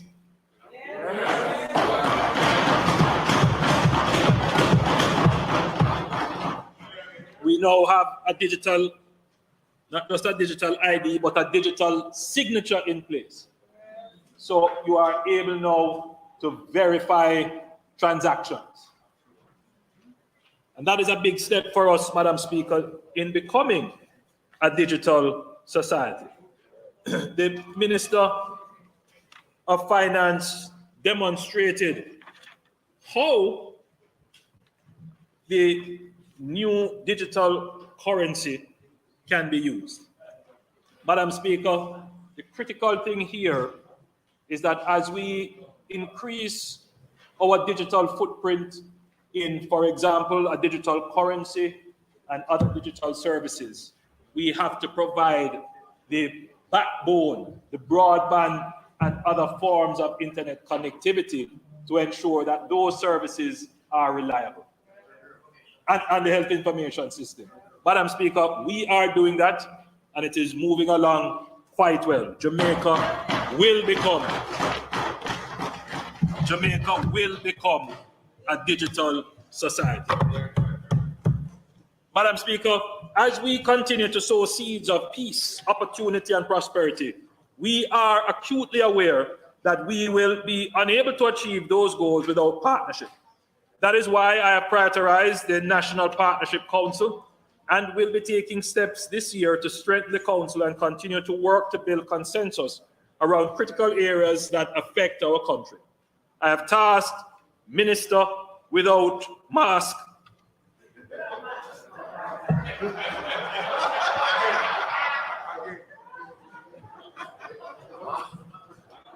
I have tasked Minister without portfolio, Floyd Green, with overseeing the partnership and directed him to take steps to assess and strengthen the engagement. Over the course of the last 7 weeks, the government has had a series of consultations with members of the National Partnership Council, including representatives from the private sector, the opposition, trade unions, the clergy, youth leadership, women's advocacy, civil society, and academia. From these consultations, the strengths and weaknesses of our social partnership were ascertained and a clear path to reformation has been paved. The Partnership Council convened last week and we discussed our COVID-19 management strategy, the plans for face-to-face resumption in schools, the Russia-Ukraine war, and the rising energy prices. Madam Speaker, this government is taking an inclusive approach. Madam Speaker, allow me this opportunity to thank our partners for continuing to come to the table and engaging with the government. This year, we will implement a new structure for the partnership, enabling a more robust and inclusive approach and ensuring that the wider public is aware of its work. Additionally, we will be seeking to sign a new partnership agreement that will drive our strong recovery and sustainable growth with priorities to include education, digitization, and the environment. Madam Speaker, the government recognizes the importance, particularly in our form of democracy, of structured opportunities for both political parties to meet and discuss issues affecting the nation. To that end, we resumed the Vale Royal talks on February 27, 2022, around an agenda that included national security, constitutional reform, health, and Jamaica 60 commemorations. Madam Speaker, as the issue of constitutional reform and the shift in Jamaica's status as a constitutional monarchy, it was agreed that the approach must be collaborative and guided by expert advice. We will establish an advisory committee, including bipartisan representatives, to review the existing body of work and advise the government in accordance with the jurisprudence. The bills to effect the agreed constitutional amendments will be reviewed by a joint select committee of Parliament and ultimately, and most importantly, Madam Speaker, submitted to the Jamaican people for them to have their say through a referendum. Madam Speaker, Jamaica needs all hands on deck, and this government is committed to working in partnership with all stakeholders to herald a new era of peace, opportunity, and prosperity.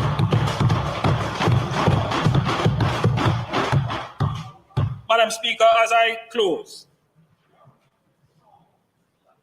we are commissioning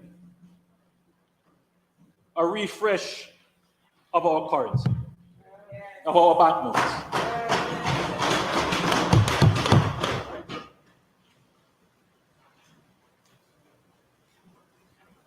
We, Madam Speaker, are also creatures of emotion. The cabinet wrestled with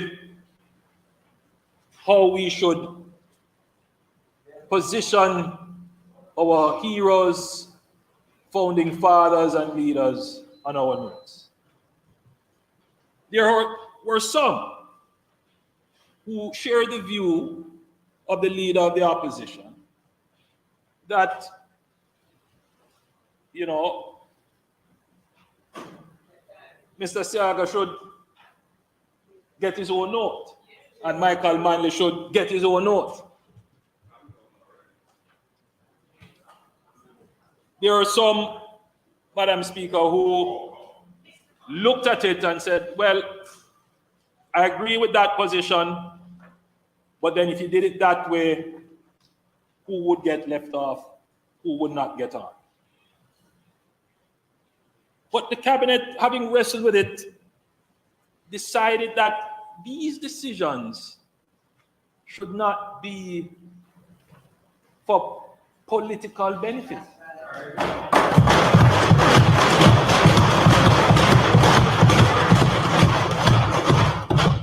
Madam Speaker, these narrow political decisions should never overcome our bigger vision as to who we are as a people.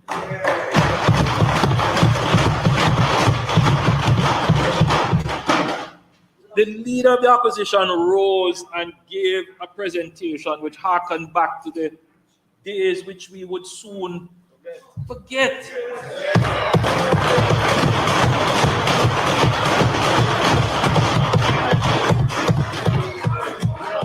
Resurrecting the worst tribalism.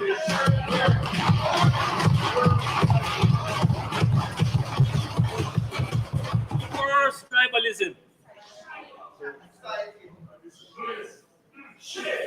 Madam Speaker, I could stand here and draw all kinds of accusations about the 70s.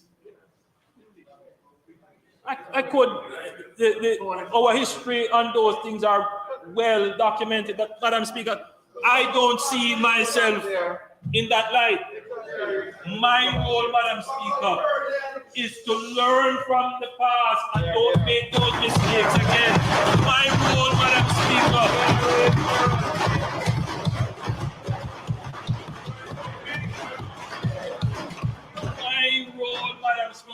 particularly in the 60th year of our independence, is to unify Jamaica.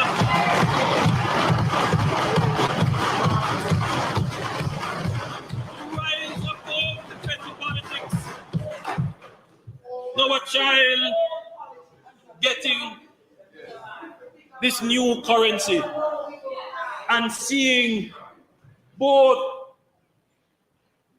Edward Siaga and Michael Manley together on the bill. That's a powerful image of unity. It is a change in the tribal mindset. So I was disappointed but not surprised.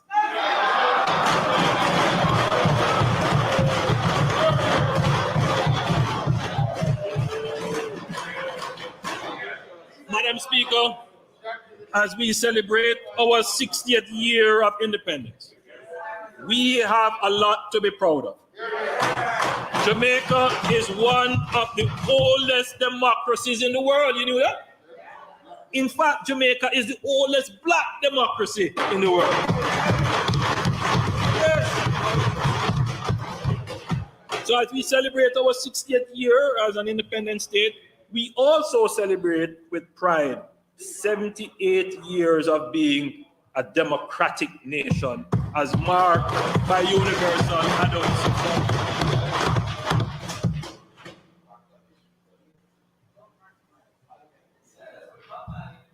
Jamaica continues to excel, Madam Speaker, and we are continuing to endeavor for even greater accomplishments. However, we are yet to scratch the surface of our tremendous potential as a country. We are a people richly blessed with strength, wisdom, courage, and creativity. I have a firm and abiding belief that our best days are ahead of us.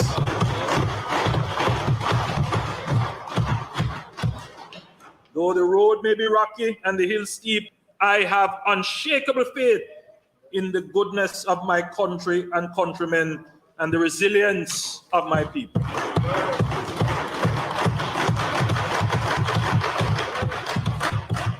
As we move into the next phase of our journey as an independent nation, we are determined to sow the seeds of a bountiful harvest of peace, opportunity and prosperity for every citizen.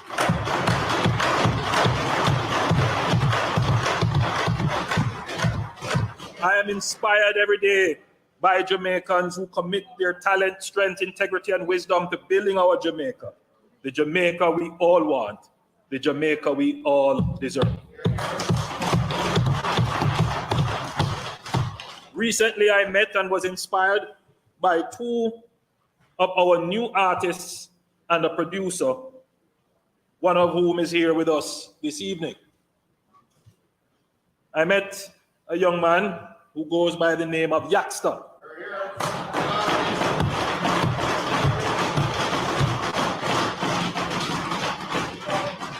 He is known for his hit song, Ambition. I also met Black Hero, who is known for his hit song, It Not Easy, and Tandra, who is a music producer and engineer by Big Yard Studios. Yaxter is promoting a positive influence on Jamaican music, and so is Black Hero. Yaxter's top song, released about a year ago, has over 10 million views on YouTube. He says, "Why own a Ferrari with nowhere to park it? Why shop at Louis V when there is a Target? Farming over flossing. Investment over graphing. Inheritance for the seeds of peace, opportunity, and prosperity."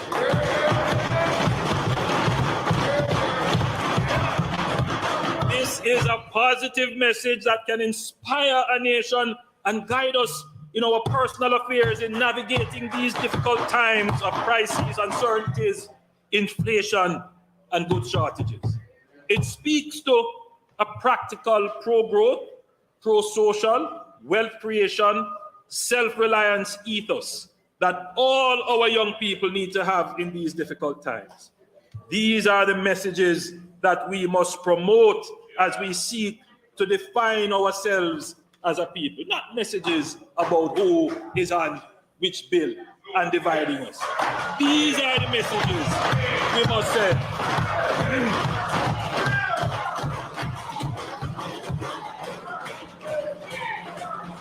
We must say to our people, there is no success without sacrifice, no wealth without work.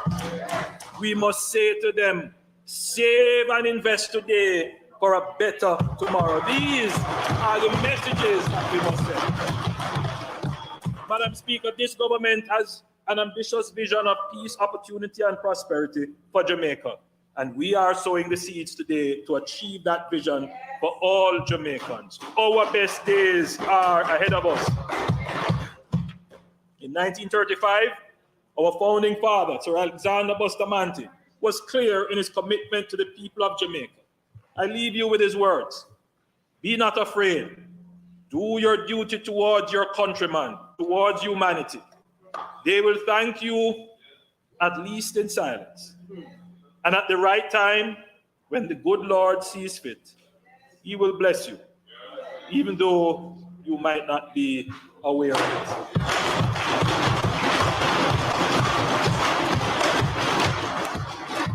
May God bless you all.